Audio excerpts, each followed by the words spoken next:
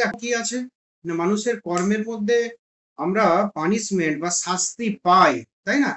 শাস্তি কথাটা আসছে কোথা থেকে? না, আমরা ভুল কর্ম, তাই তো, কুকর্ম, খারাপ কর্ম যদি আমরা করি তবেই আমরা শাস্তি পাবো, তাই তো? এমনি এমনি তো কেউ শাস্তি পাই না। তো তাহলে আমরা এর আগেই দেখেছি যে নীতিবিদ্যার বিষয়বস্তু হয় কোন কর্ম? না স্বেচ্ছাকৃত কর্ম বা ইচ্ছাকৃত কর্ম। অনৈচ্ছিক ক্রিয়ার উপর নীতিবিদ্যার মানে আহ, নীতিবিদ্যার আলোচনা হতে পারে না, নৈতিকতার প্রয়োগ হতে পারে না, তাই তো? তো তাহলে নীতিবিদ্যার প্রসঙ্গ মানেই প্রথম কথা আমাদের ধরে নিতে হবে এটা কি অবশ্যই স্বেচ্ছাকৃত কর্ম বা ঐচ্ছিক কর্ম, তবেই তার বিধান হবে নৈতিক, এবং সেই অনুযায়ী আমার শাস্তি হবে। কর্ম অনুযায়ী যদি শাস্তি কেন হবে? না, যদি আমরা সেটা লঙ্ঘন করি। কি লঙ্ঘন করি? এরপর আমরা সেই প্রসঙ্গে আসছি যে দেখো, আমরা কর্মকে দুই দিক দিয়ে ভাবতে পারি। একটা কি না, আমরা ধরো আমরা কিছু নৈতিক বিধিনিষেধ, তাই তো, নৈতিক বিধিনিষেধ আমাদের থাকতে পারে সমাজে, আমাদের জগতে, আমাদের রাষ্ট্রে, আমাদের পরিবারে। সেই নৈতিক বিধিনিষেধ যদি লঙ্ঘন করি সেটাকে আমরা কি বলি? না, সেটাকে বলি পাপ কর্ম, তাই তো। নৈতিক বিধিনিষেধ সেটা যদি আমরা লঙ্ঘন করি তাহলে সেটাকে বলি নৈতিকভাবে পাপ কর্ম বা পুণ্যকর্ম, যদি সেগুলো মেনে চলি, তাই তো। কিন্তু পাপ এবং পুণ্যকর্মের উপর আমাদের কিন্তু শাস্তির বিধান নেই। আমাদের শাস্তির বিধান কোনটাই? না, আমরা যদি অপরাধ করি, পাপ করলে শাস্তি নেই, অপরাধ করলে শাস্তি। অপরাধটা কি জিনিস? না, যদি আমরা যে সকল কর্ম করছি সেই সকল কর্মের মাধ্যমে যদি আমাদের সমাজের, আমাদের রাষ্ট্রের, আমাদের পরিবারের কোনো ক্ষতি হয়, আমরা যদি সেই কর্মের ভিত্তিতে আমাদের সমাজের, কর্মের, রাষ্ট্রের, পরিবারের আমরা যদি কোনো ক্ষতি করি, তাহলে সেটা কি? সেটা অবশ্যই অপরাধ। বোঝা গেল? পাপ মানে কি? যে কোনো একটা নৈতিক বিধি তুমি মানলে না, তুমি পাপ করলে, সেটা অপরাধ নয়। সেটাতে সমাজের কিছু ক্ষতি হলো না, সেটা তোমার নিজের ক্ষতি হলো, যে পাপ নৈতিক বিধান তুমি অমান্য করলে, কিন্তু সমাজের কিছু ক্ষতি হলো না, পরিবারের কোনো ক্ষতি হলো না। তুমি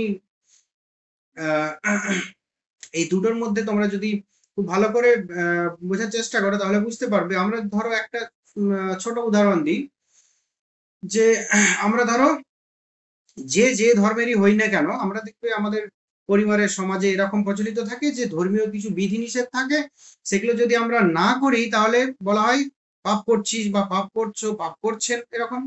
মানে কি? ওই বিধিনিষেধ গুলো মানছো না, এই জন্য। কিন্তু অপরাধ মানে কি?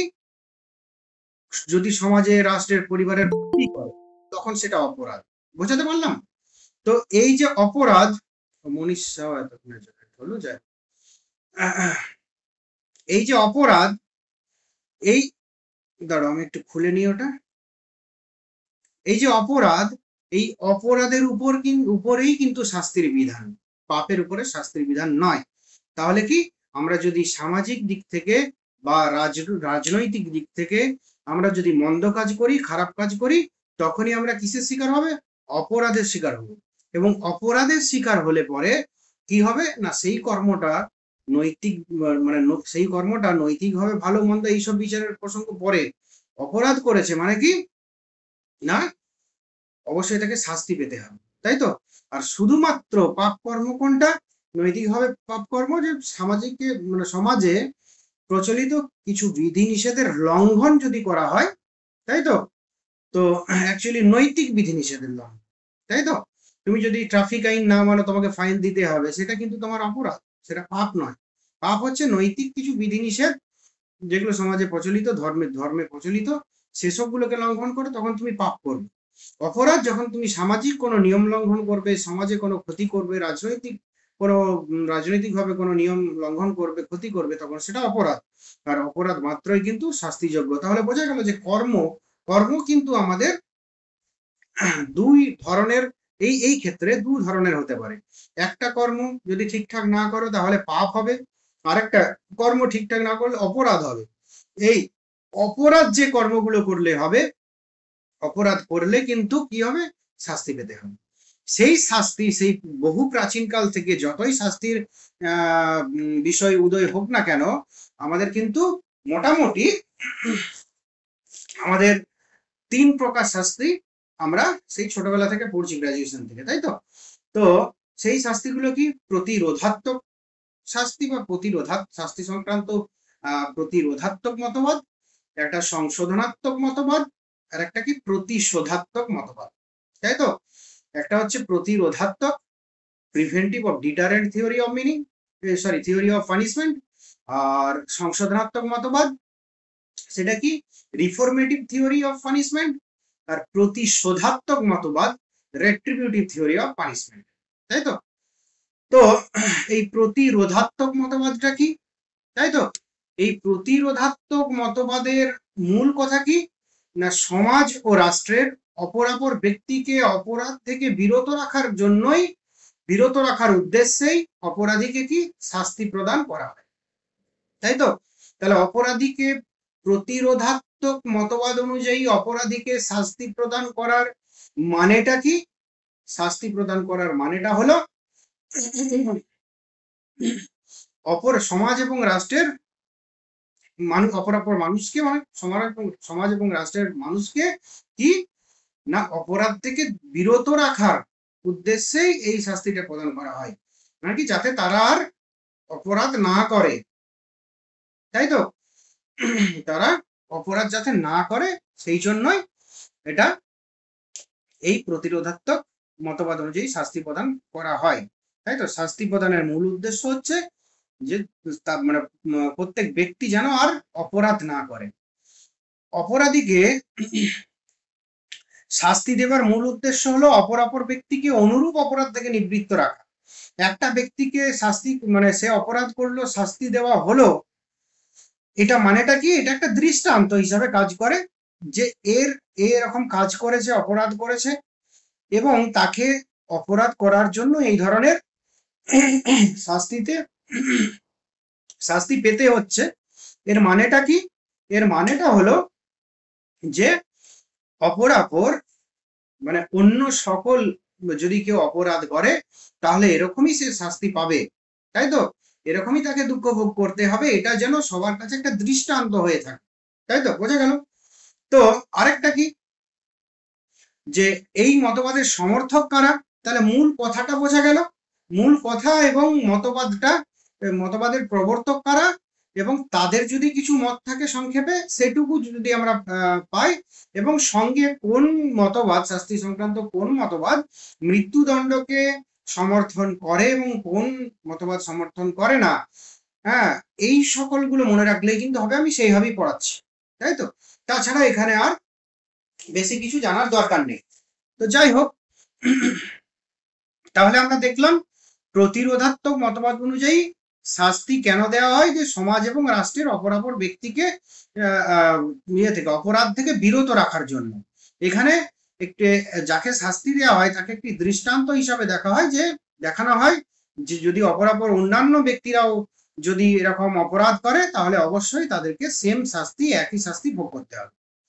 তো এই মতবাদের সমর্থককে না বেনথাম হলো এই মতবাদের সমর্থক। বেনথামের মতটা কি? সবচেয়ে বেশি সংখ্যক মানুষের সব থেকে বেশি সুখই কাম্য, কিন্তু সবচেয়ে বেশি সংখ্যক মানুষের সুখ বা কল্যাণ বা মঙ্গল সম্ভব হয় সমাজের কল্যাণ হলে। তাই সমাজের মঙ্গল বা কল্যাণের উদ্দেশ্যেই অপরাধীকে শাস্তি পেতে হয়। বেনথামের মতটাই হচ্ছে কি, তারা কি পরশুভবাদী? অবশ্যই কি মতটাও কি, যে সবচেয়ে বেশি সংখ্যক মানুষের সব থেকে বেশি সুখই হলো কি কাম্য তার মতে। তাহলে সব থেকে বেশি সুখ যদি কাম্য হয়, তো সেটা যদি মানে সব থেকে বেশি সংখ্যক মানুষের মঙ্গল সাধন যদি করা যায়, তবেই কি হবে না সমাজের কল্যাণ হবে সবচেয়ে বেশি। বুঝতে পেরেছো হেডোনিস্টের বক্তব্য কি? এখানে ইউটিলিটারিস্ট। তো যাই হোক, তার মতে কি, যদি সবচেয়ে মানে বেশি সংখ্যক মানুষের সুখ বা মঙ্গল উৎপন্ন করা যায়, তবেই কি মানে মানে করাটাই আমার কাম্য, যদি আমি করতে পারি, তাই তো, যতটুকু করতে পারি ততটাই আমার কি করা উচিত। এই জন্য শাস্তি বিধান করা হয় কি, যদি কেউ অপরাধ করে তাকে শাস্তি দেওয়া হয়। যদি একজন অপরাধ করে শাস্তি যদি না দেওয়া হয়, তাহলে অপরাপর ব্যক্তিরা কি ওরকম অপরাধ করতে থাকবে, জানে যে কিছু হবে না। যে সমাজে কোনো শাস্তির বিধান নেই সেই সমাজে দেখো, সেই সমাজে সব থেকে বেশি উচ্ছৃঙ্খল সেই সমাজ। আর যে সমাজে শাস্তির বিধান আছে সেই সমাজ অতটা উচ্ছৃঙ্খল নয় প্রাচীনকাল থেকে। যাই হোক, তো এখানে কি একজন অপরাধীকে শাস্তি দেওয়ার অর্থ হলো অপরাধীর অন্যান্য ব্যক্তিদের অপরাধ প্রবণতাকেও নিয়ন্ত্রণ করা, তাই তো। তো এই যে উদ্দেশ্য, এখানে একটি উদ্দেশ্য কাজ করে। উদ্দেশ্যটা কি না, সমাজে অপরাধ কমানো। অপরাধ কমানো মানে কি, সেই সমাজের মঙ্গল। সেই দেখো ইউটিলিটারিস্টদের, তোমার উপযোগবাদীদের বক্তব্যই কিন্তু স্পষ্ট। তো এই জন্য বেনথাম কিন্তু প্রতিরোধাত্মক মতবাদের সমর্থক। তো এই মতবাদে কি লঘু পাপে বা লঘু অপরাধে গুরুদণ্ডকে সমর্থন করা হয়, তাই তো। কেন না, যদি এদের উদ্দেশ্যটা কি, উদ্দেশ্যটা সমাজকে এই ধরনের অপরাধ থেকে নিবৃত্ত রাখা, তাই তো। উপযোগবাদীরা বিশেষ করে বেনথাম এই মতবাদের সমর্থক। তিনি বলছেন একজন মানুষকে শাস্তি দেওয়া হয় কেন, যাতে অপরাপর মানুষ আর এই ধরনের অপরাধ না করে, এবং যার ফলে কি সমাজে মঙ্গল বা কল্যাণ বা সুখ সম্ভব হবে। যার ফলে যদি অপরাধ করে শাস্তি দেওয়া না হয়, অপরাধ করে শাস্তি দেওয়া না হয়, তাহলে যার যা ইচ্ছা তাই করবে, যার ফলে সমাজে কি সমাজ হয়ে পড়বে উচ্ছৃঙ্খল। তো এই জন্য এখানে লঘু পাপে গুরুদণ্ডকেও এখানে স্বীকার করা হয়। কেননা এখানে শাস্তি হলো একটা দৃষ্টান্ত। যদি কোনো একটা বিশেষ অপরাধে যদি তাকে গুরুদণ্ড একটু বেশি দণ্ড দেওয়া হয়, তাহলে অন্যান্য মানুষরা ভয় করবে ওই ধরনের অপরাধ করতে, সমাজে মঙ্গল স্থাপিত প্রতিষ্ঠিত হবে, বোঝা গেল, সুখ প্রতিষ্ঠিত হবে। আর এই মতবাদে কি মৃত্যুদণ্ডকেও সমর্থন করা হয়। এই তোমার প্রতিরোধাত্মক মতবাদে মৃত্যুদণ্ডকেও সমর্থন করা হয়। তাহলে এখানে মূল কথা দেখো 3 থেকে 4টে। এই প্রতিরোধাত্মক মতবাদের মূল কথা হলো যে এখানে সমাজ এবং রাষ্ট্রের অপরাপর ব্যক্তিকে শাস্তি প্রদান করা হয় কি জন্য না, যাতে অন্যান্য ব্যক্তিরা সেই ধরনের অপরাধ থেকে নিবৃত্ত হয়, তাই তো, অপরাধ যেন না করে। এই মতবাদের সমর্থক কে না, বেনথাম। এই মতবাদের লঘু পাপে বা লঘু অপরাধে গুরুদণ্ড, লঘু অপরাধে গুরুদণ্ড এটাও কিন্তু মানা হয়, সমর্থন করা হয়, স্বীকার করা হয়। আরেকটা কি মৃত্যুদণ্ড এই শাস্তির মতবাদে স্বীকার করা হয়, তাই বোঝা গেল। এরপর দেখো শাস্তি সম্পর্কে তোমার সংশোধনাত্মক মতবাদ। শাস্তি সম্পর্কে সংশোধনাত্মক মতবাদ। এই সংশোধনাত্মক মতবাদটা হচ্ছে সর্বাধিক গ্রহণযোগ্য মতবাদ বর্তমান কালে এবং অতীতকাল থেকেও। অতীত থেকে বর্তমানে সব থেকে গ্রহণযোগ্য মতবাদ সেটা হলো কি, শাস্তি সম্পর্কে সংশোধনাত্মক মতবাদ। বর্তমানকালে অধিকাংশ দেশের যে শাস্তির বিধান সেটা কিন্তু এই সংশোধনাত্মক মতবাদ। আমরা দেখবে জাস্ট ওই ওটা কত 2009 সম্ভবত 2009 থেকে জেলখানার নামটা নেই, নাম হয়ে গেছে কি যে সংশোধনাগার।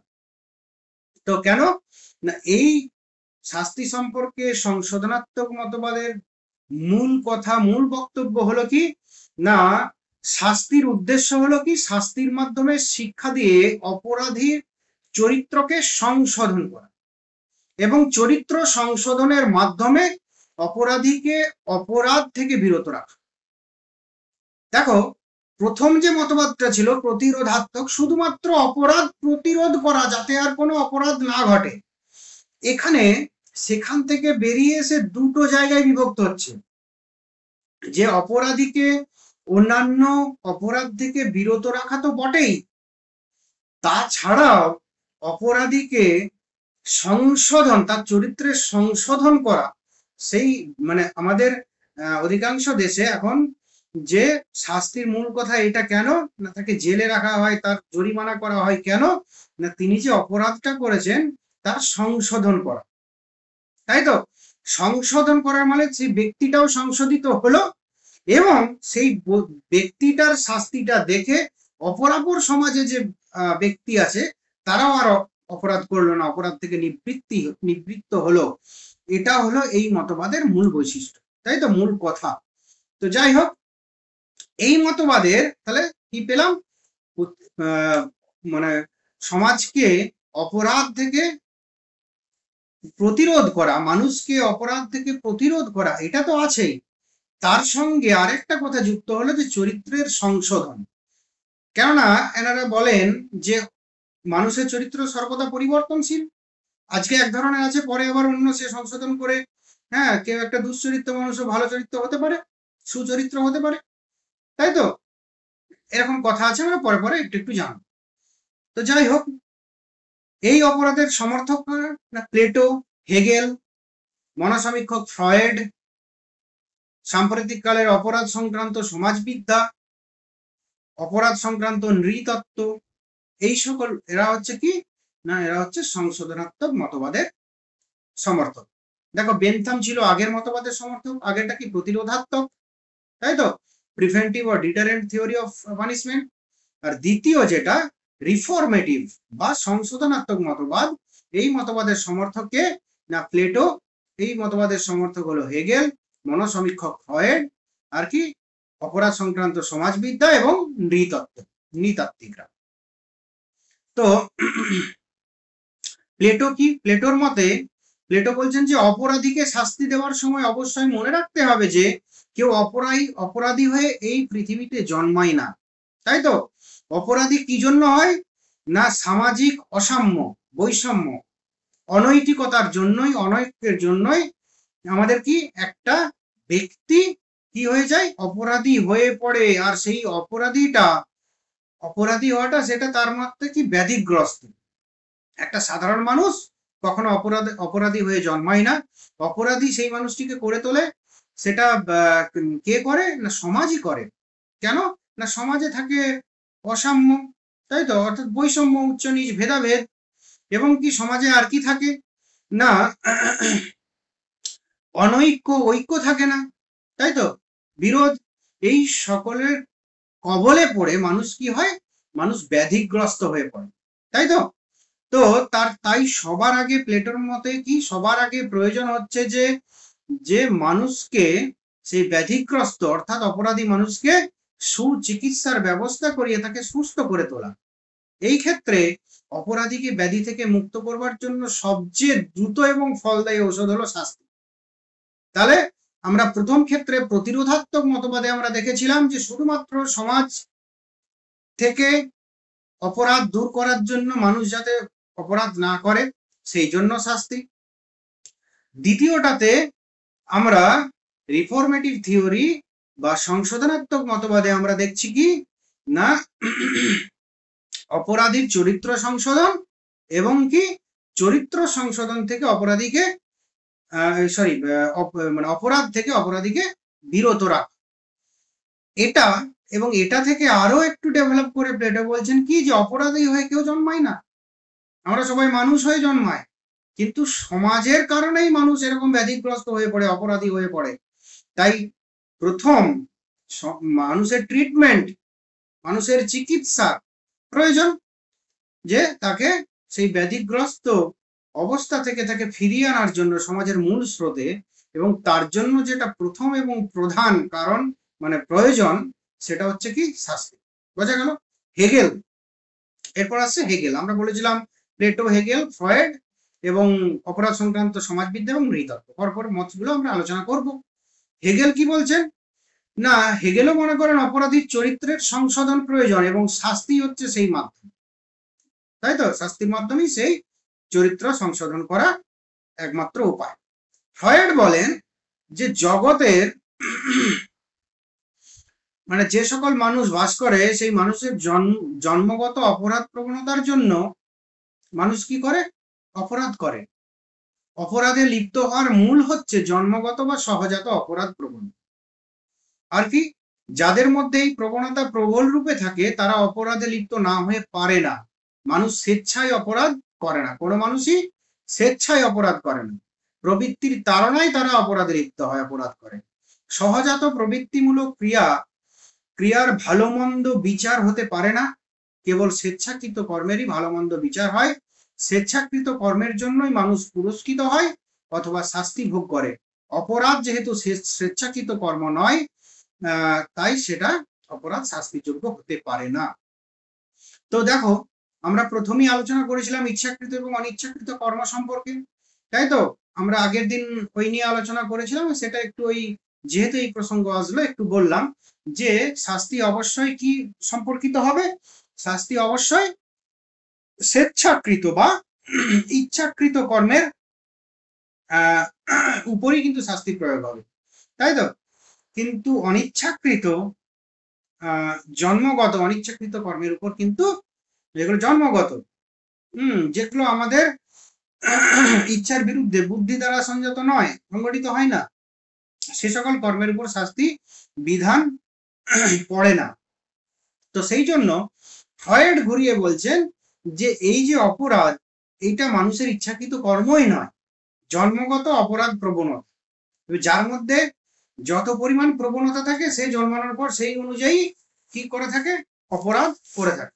তো তাহলে শাস্তি যদি কোনো ঐচ্ছিক ক্রিয়াই না হয়, তাই তো, তাহলে শাস্তির জন্য কি বলে, অপরাধ যদি কোনো ঐচ্ছিক ক্রিয়াই না হয়, তাহলে অপরাধ করার জন্য শাস্তি বিধান এটা কিন্তু কি না যথাযোগ্য হতে পারে না। এটা ফ্রয়েডের মত। আরেকটা কি, সমাজ বিজ্ঞানীদের মতে কি, যে সাম্প্রতিককালে সমাজ বিজ্ঞানীদের অভিমত হচ্ছে প্রতিকূল সামাজিক, অর্থনৈতিক এবং রাজনৈতিক পরিবেশের জন্যই মানুষ অপরাধে লিপ্ত হয়। কাজেই অপরাধের জন্য অপরাধী দায়ী নয়, দায়ী পরিবেশ। যেমনটা প্লেটো একটু বলেছিলেন, ঠিক একই। এটাকে একটু ডেভেলপ করে বলছেন যে রাজনৈতিক, সামাজিক, অর্থনৈতিক আমাদের পরিবেশ, প্রতিকূল যে পরিবেশ বা অসাম্য, বৈষম্য, তার জন্যই মানুষ কি না অপরাধ করে ফেলে, তাই তো? সমাজ বিজ্ঞানীরা তাই বলেন যে অপরাধীকে শাস্তি বিধানের পরিবর্তে সমাজের বৈষম্য ব্যবস্থা দূর করা প্রয়োজন। সামাজিক বৈষম্য, দুর্নীতি দূরীভূত হলে অপরাধও দূরীভূত হবে, তাই তো? আবার কি নৃতাত্ত্বিকরা কি বলছেন, যে তাদের মতবাদ হচ্ছে অপরাধ এবং রোগ বিশেষ, সামাজিক রোগ বা অসুস্থতা, এটা এবং হবে না। অপরাধ হলো রোগ বিশেষ, এবংটা আমি ওটা বাদ দিয়ে দেবো। অপরাধ হলো রোগ বিশেষ, একটি রোগ। কেমন রোগ না, মানসিক রোগ বা অসুস্থতা। রোগীর রোগ নিরাময়ের জন্য যেমন তাকে শাস্তি দেওয়া যায় না, তেমনি অপরাধ রোগ নিরাময়ের জন্য কি না অপরাধীকে শাস্তি দেওয়া সঙ্গত নয়, তাই তো? তো দেখো, সমাজতাত্ত্বিকরা প্লেটোর মতটাকে আর একটু ডেভেলপ করে বলছেন কি, সামাজিক, অর্থনৈতিক, রাজনৈতিক পরিবেশ, অসাম্য পরিবেশ, সেটাই হচ্ছে আমাদের অপরাধ করিয়ে ফেলে, তাই তো? এই জন্যই মানুষ কি অপরাধ করে ফেলে, তাই তো? এবং এই যে অপরাধ করাটা, এটা এই বৈষম্যের জন্যই হয়, সামাজিক, অর্থনৈতিক, রাজনৈতিক। এই যদি বৈষম্য না থাকতো তাহলে কোনো অপরাধ হতো না, তাই তো? তো তাহলে আগে আমাদের কি প্রয়োজন, এই সকল সামাজিক, রাজনৈতিক, অর্থনৈতিক মানে বৈষম্য দূরীভূত করা প্রয়োজন। যদি দূরীভূত করতে পারি তাহলে আমাদের কি হবে না অপরাধও থাকবে না, যার ফলে শাস্তির কোনো প্রসঙ্গই আসবে না। নৃতাত্ত্বিকরা বলছেন আর একটু অন্যভাবে, যে এটা কি, এটা একটা মানসিক রোগ বা অসুস্থতা।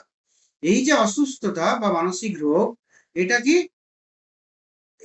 এটা তো সারানো প্রয়োজন, যেটা আমরা একদম প্রথমে পেয়েছিলাম, প্লেটোর মতো একটু পেয়েছিলাম, তার আগে মেন যে মূল বক্তব্য সেখানে পেয়েছিলাম। এটা যদি মানসিক একটা রোগ হয়, একটা অসুস্থতা হয়, তাহলে আমরা রুগীকে কি করি, ডাক্তারের কাছে নিয়ে যাই রোগ নিরাময়ের জন্য, তাই তো, সুস্থ করে তোলার জন্য।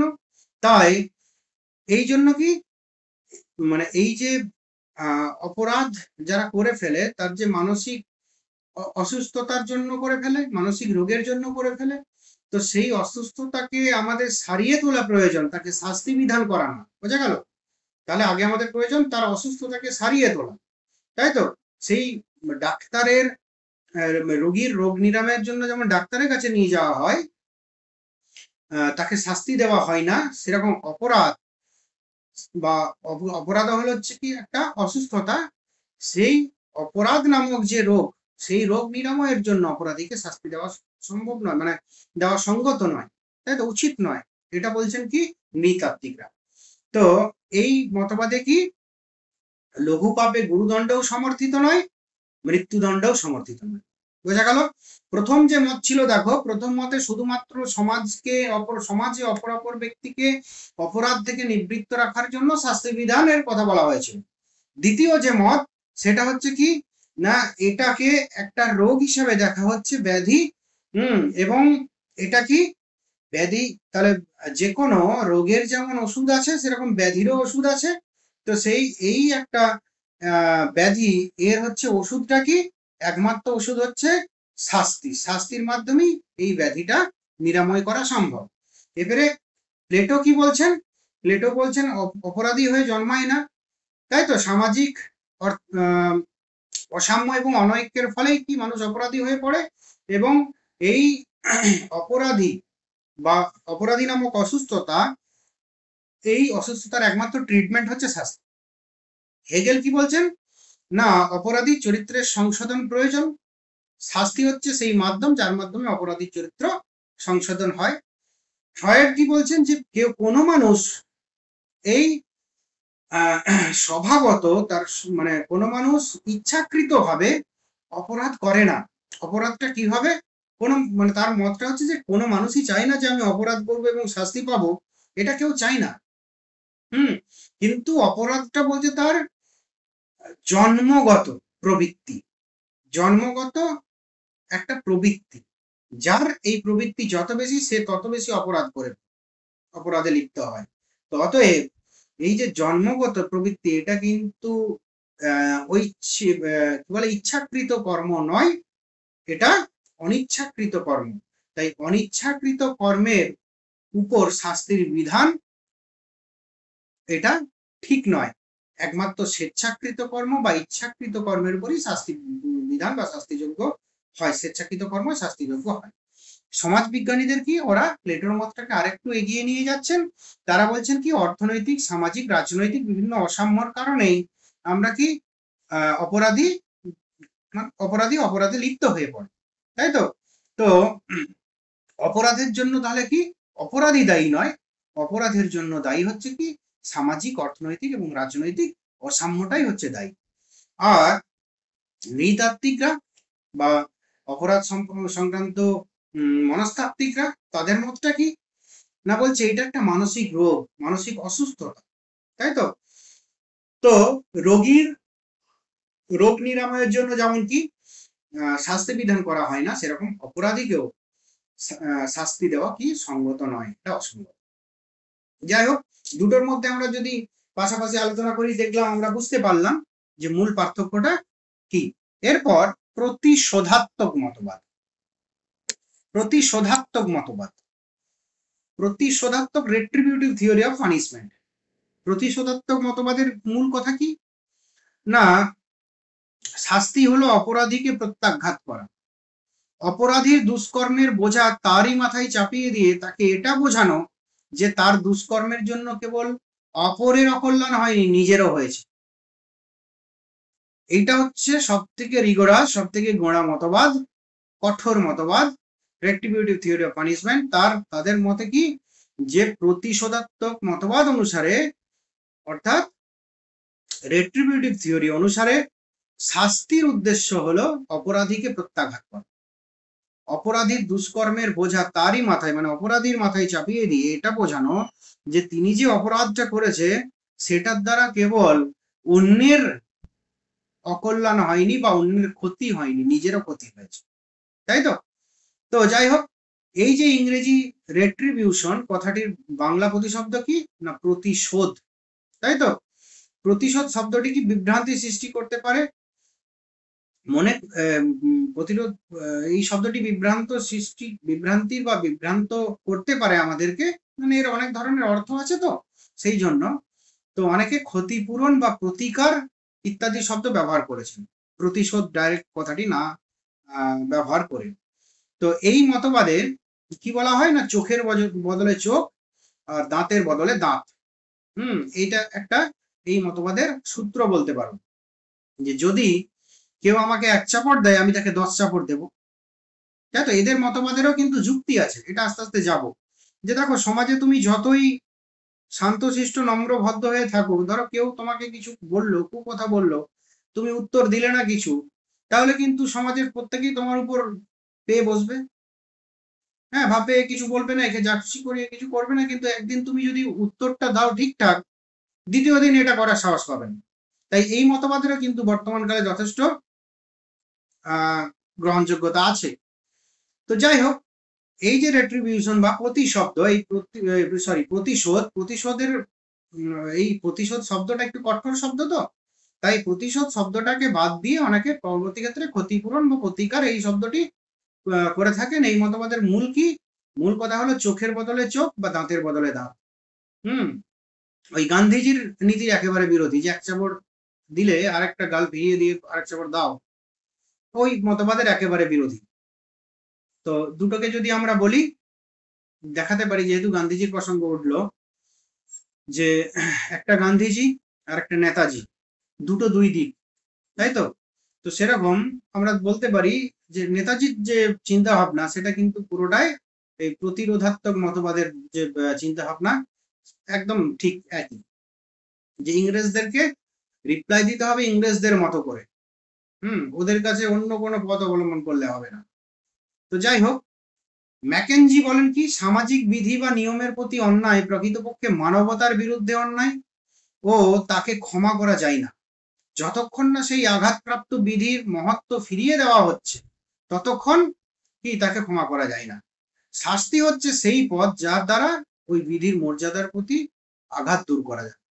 তো কি বলছেন, তার মতটা কি না, আঘাতপ্রাপ্ত বিধির মহত্ব ফিরিয়ে দেওয়া, এটা কি মানেটা কি না, এটা কি প্রকৃতপক্ষে মানবতার বিরুদ্ধে অন্যায়। অন্যায় যে কোনো ব্যক্তি যে কোনো অন্যায় করছে, সেই অন্যায়টা কি না, অন্যায়টা হচ্ছে প্রকৃতপক্ষে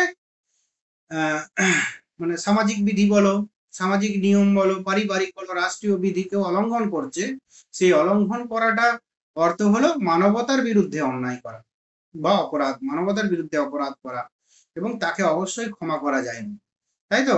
এবং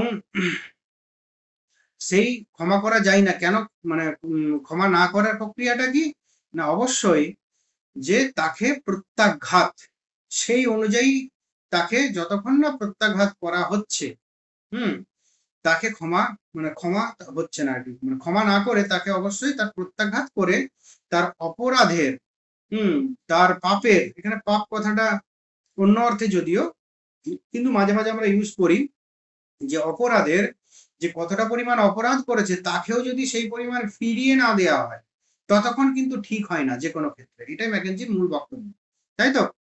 তো যাই হোক, তো শাস্তি হচ্ছে কি, সেটা ফিরিয়ে দেওয়ার পথ, তাই তো, উপায়, যে যতটা সামাজিক বিধি, তাই তো, সামাজিক নিয়ম প্রতি অন্যায় করেছে, সেই অন্যায় সেই ব্যক্তির কাছে ফিরিয়ে দেওয়ার মাধ্যম হচ্ছে শাস্তি, শাস্তির মাধ্যমেই ফিরিয়ে দেওয়া সম্ভব। ওল্ড টেস্টামেন্ট, এখানে একটা কথা আছে যে লামেক যদি বেনকে 7 বার আঘাত করে, বেন অবশ্যই লামেককে 7-এর সঙ্গে 70 বার বেশি আঘাত করবে, তাই তো। মানে তুমি যদি, এদের কথা হচ্ছে কি যে প্রতিশোধ নিতে হবে, মোট কথা আমাদের বাংলায় যেটা, তুমি যদি কাউকে আঘাত করো, তোমাকে যদি কেউ আঘাত করে, তাহলে অবশ্যই তোমাকে সেই আঘাত ফিরিয়ে দিতে হবে, এবং সেটা যথাযোগ্য আঘাত ফিরিয়ে দিতে হবে। এটা হচ্ছে এই মতবাদের মূল কথা। লামেক বেইন, এটা দেখবে আমি করেছি, রেট্রিবিউশন শব্দ মূল অর্থ, আর ম্যাকেনজির মূল কথাটি, এই সবগুলোই শুধু মনে রাখবে। তো যাই হোক, প্রত্যাঘাত যাতে আঘাত অপেক্ষা বেশি না হয় সেই জন্য পরবর্তীকালে কি হচ্ছে, শাস্তিদানের কর্তৃত্ব বা ব্যক্তির কাছ থেকে নিয়ে গোষ্ঠী গ্রহণ করছে, যে এই যে মতবাদ, এই মতবাদ পন্থীরা বা এই মতবাদকে যারা মানছেন, তারা কি হয়েছে, লামেক বেইনের ঘটনা প্রাচীনকাল থেকে এটা আছে। তো কেউ হয়তো 1 চাপড়, তার বদলে 10 চাপড়। এরপর কি হচ্ছে, এটা যদি ব্যক্তির হাতে থাকে তাহলে অপরাধীকে প্রচুর পরিমাণে দণ্ড দেওয়া হচ্ছে, এবং যাতে সেটা না হয় পরবর্তী ক্ষেত্রে সেটা ব্যক্তির হাত থেকে সেটা গোষ্ঠী, পরবর্তী ক্ষেত্রে রাষ্ট্র। তো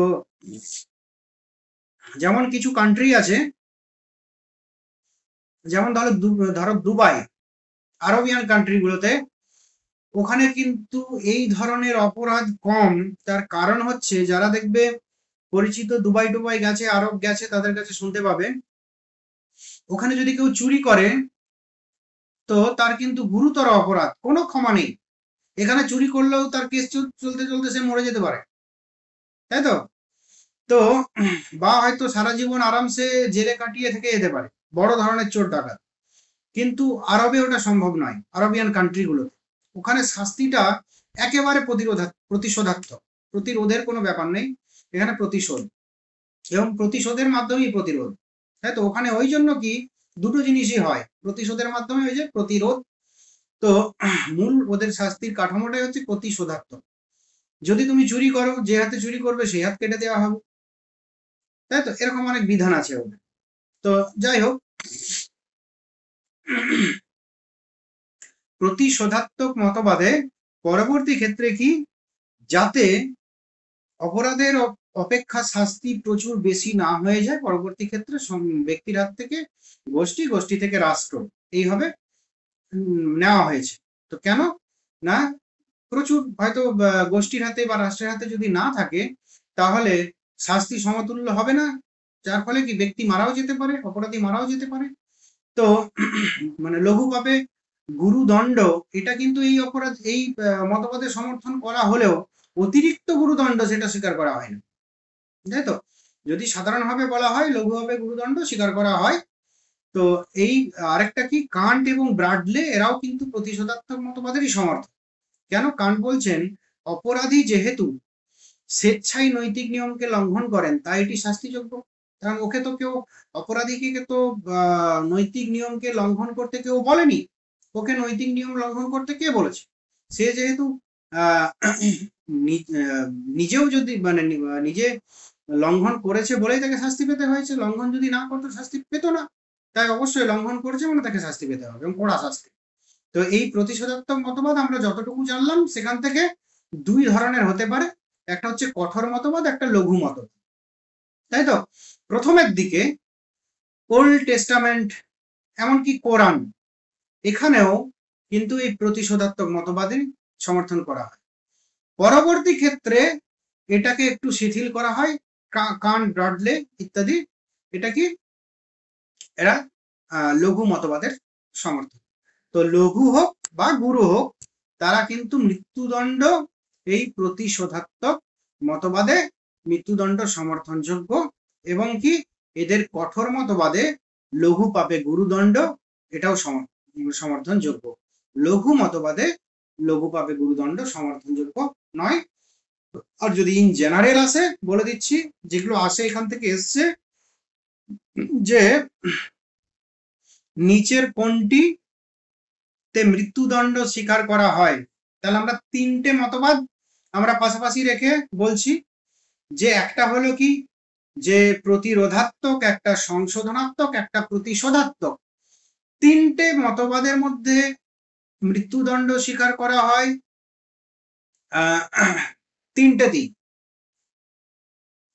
তিনটেতেই মৃত্যুদণ্ড স্বীকার করা হয়, প্রতিরোধাত্মক, সংশোধনাত্মক এবং প্রতিশোধাত্মক মতবাদ।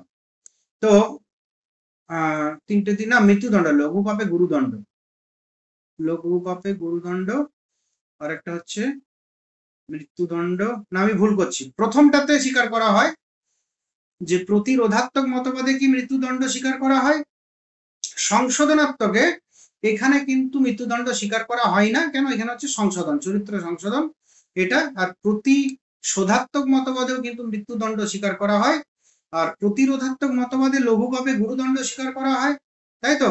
সংশোধনাত্মক যে মতবাদ, সেই সংশোধনাত্মক মতবাদে মৃত্যুদণ্ড সমর্থিত নয়, লঘু পাপে গুরুদণ্ড সেটা সমর্থিত, কিন্তু মৃত্যুদণ্ড সমর্থিত নয়, কেননা এখানে চরিত্র সংশোধন।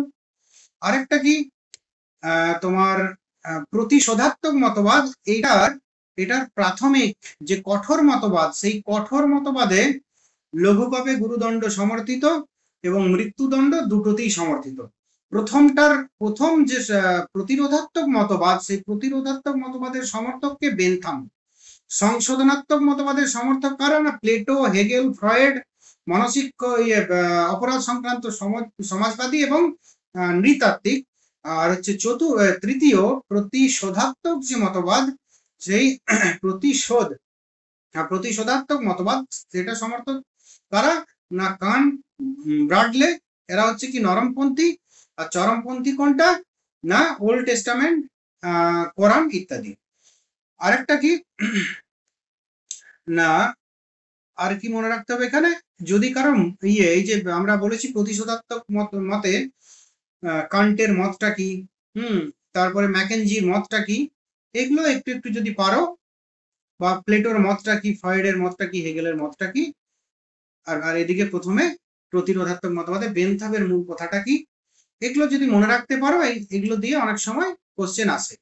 মূল কথাটা হয়তো অনেক সময় বলে, কোট অনেক কম করে, মূল কথাটা বলে যে এই ধরনের কথা কে স্বীকার করেন, নিম্ন। তো যাই হোক, এই হলো শাস্তি সংক্রান্ত আমাদের বিভিন্ন মতবাদ। তো এখান থেকে কারো কিছু প্রশ্ন থাকলে বলো।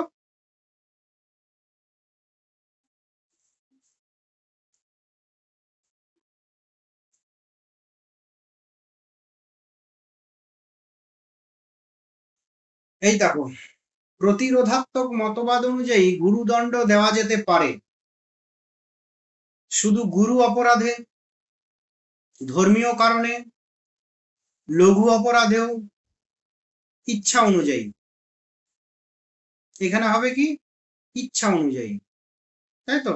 ইচ্ছা অনুযায়ী কি লঘু পাপে গুরুদণ্ডও কিন্তু প্রতিরোধাত্মক মতবাদে দেওয়া যেতে পারে। সংশোধনাত্মক মতবাদের মূল উদ্দেশ্য হলো কি? শাস্তি দেওয়া, প্রতিশোধ নেওয়া, চরিত্র সংশোধন করা, সমাজে ভয় ছড়ানো, চরিত্র সংশোধন করা। সংশোধনাত্মক মতবাদের প্রবক্তা নন কে? এই ধরনের প্রশ্ন দেখবে আছে। আমি ওই স্ক্রিন শেয়ার করে আজকে পড়াতে পারছি না, যাই হোক এটা তোমরা পিডিএফ গুলো দেখবে। 5 নাম্বার কোশ্চেন, 5 নাম্বার হলো সংশোধনাত্মক মতবাদের মূল উদ্দেশ্য। তো 6 নাম্বার, সংশোধনাত্মক মতবাদের প্রবক্তা নন কে? Plato, Hegel, Freud, Kant. হ্যাঁ,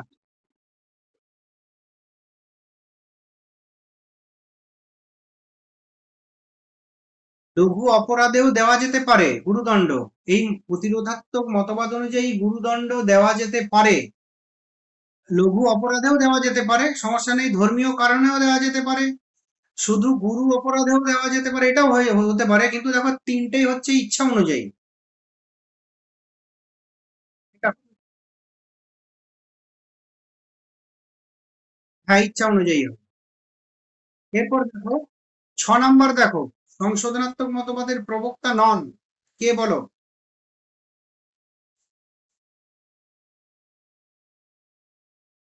কান্ট হবে। কান্ট হবে, কেননা কান্ট হচ্ছেন যে একেবারে প্রতিশোধাত্মক মতবাদের প্রবক্তা, এবং প্রতিশোধাত্মক মতবাদের তারা কি একেবারে রিগোরাস নন, তারা একেবারে চরমপন্থী নন, তারা নরমপন্থী যদিও, কিন্তু প্রতিশোধাত্মক মতবাদের সমর্থক। তো ফ্রয়েডের মতে অপরাধের মূল কারণ কি?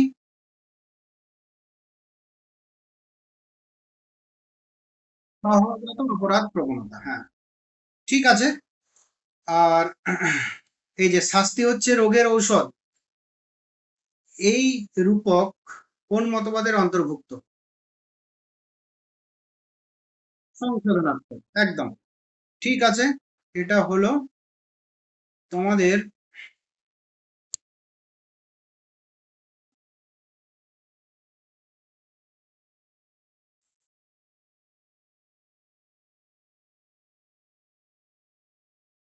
এরপর তোমাদের সুখবাদটা আমি শুরু করছি, ঠিক আছে?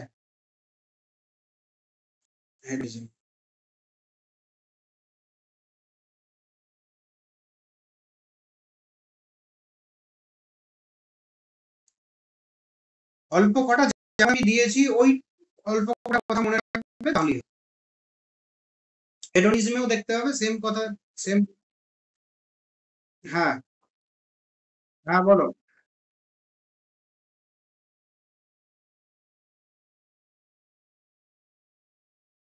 প্রতিশোধাত্মক।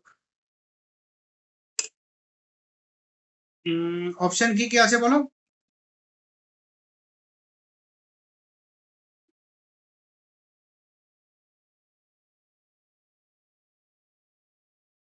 প্রত্যাঘাত, প্রত্যাঘাত করা। প্রত্যাঘাত। না না, ওটা তাহলে ভুল আছে, প্রত্যাঘাত করা ওটা দেখবে ওই মতবাদটাতেও দেওয়া আছে, প্রত্যাঘাতই হচ্ছে এদের মূল উদ্দেশ্য। তো ওই মতবাদটা যখন আলোচনা করা আছে ওখানেও দেখবে। চরিত্র সংশোধন একমাত্র দ্বিতীয় মতবাদ। সংশোধনাত্মক মতবাদে সংশোধন নামক যা ধরনের কথাবার্তা সংশোধনাত্মক মতবাদে। প্রত্যাঘাত, প্রতিশোধ। একটার বদলে 10টা চড়, 7টার বদলে 70টা চড়, দাঁতের বদলে দাঁত, লামেক বেইন, এই ধরনের সকল কথা প্রতীকী শোধাত্মক।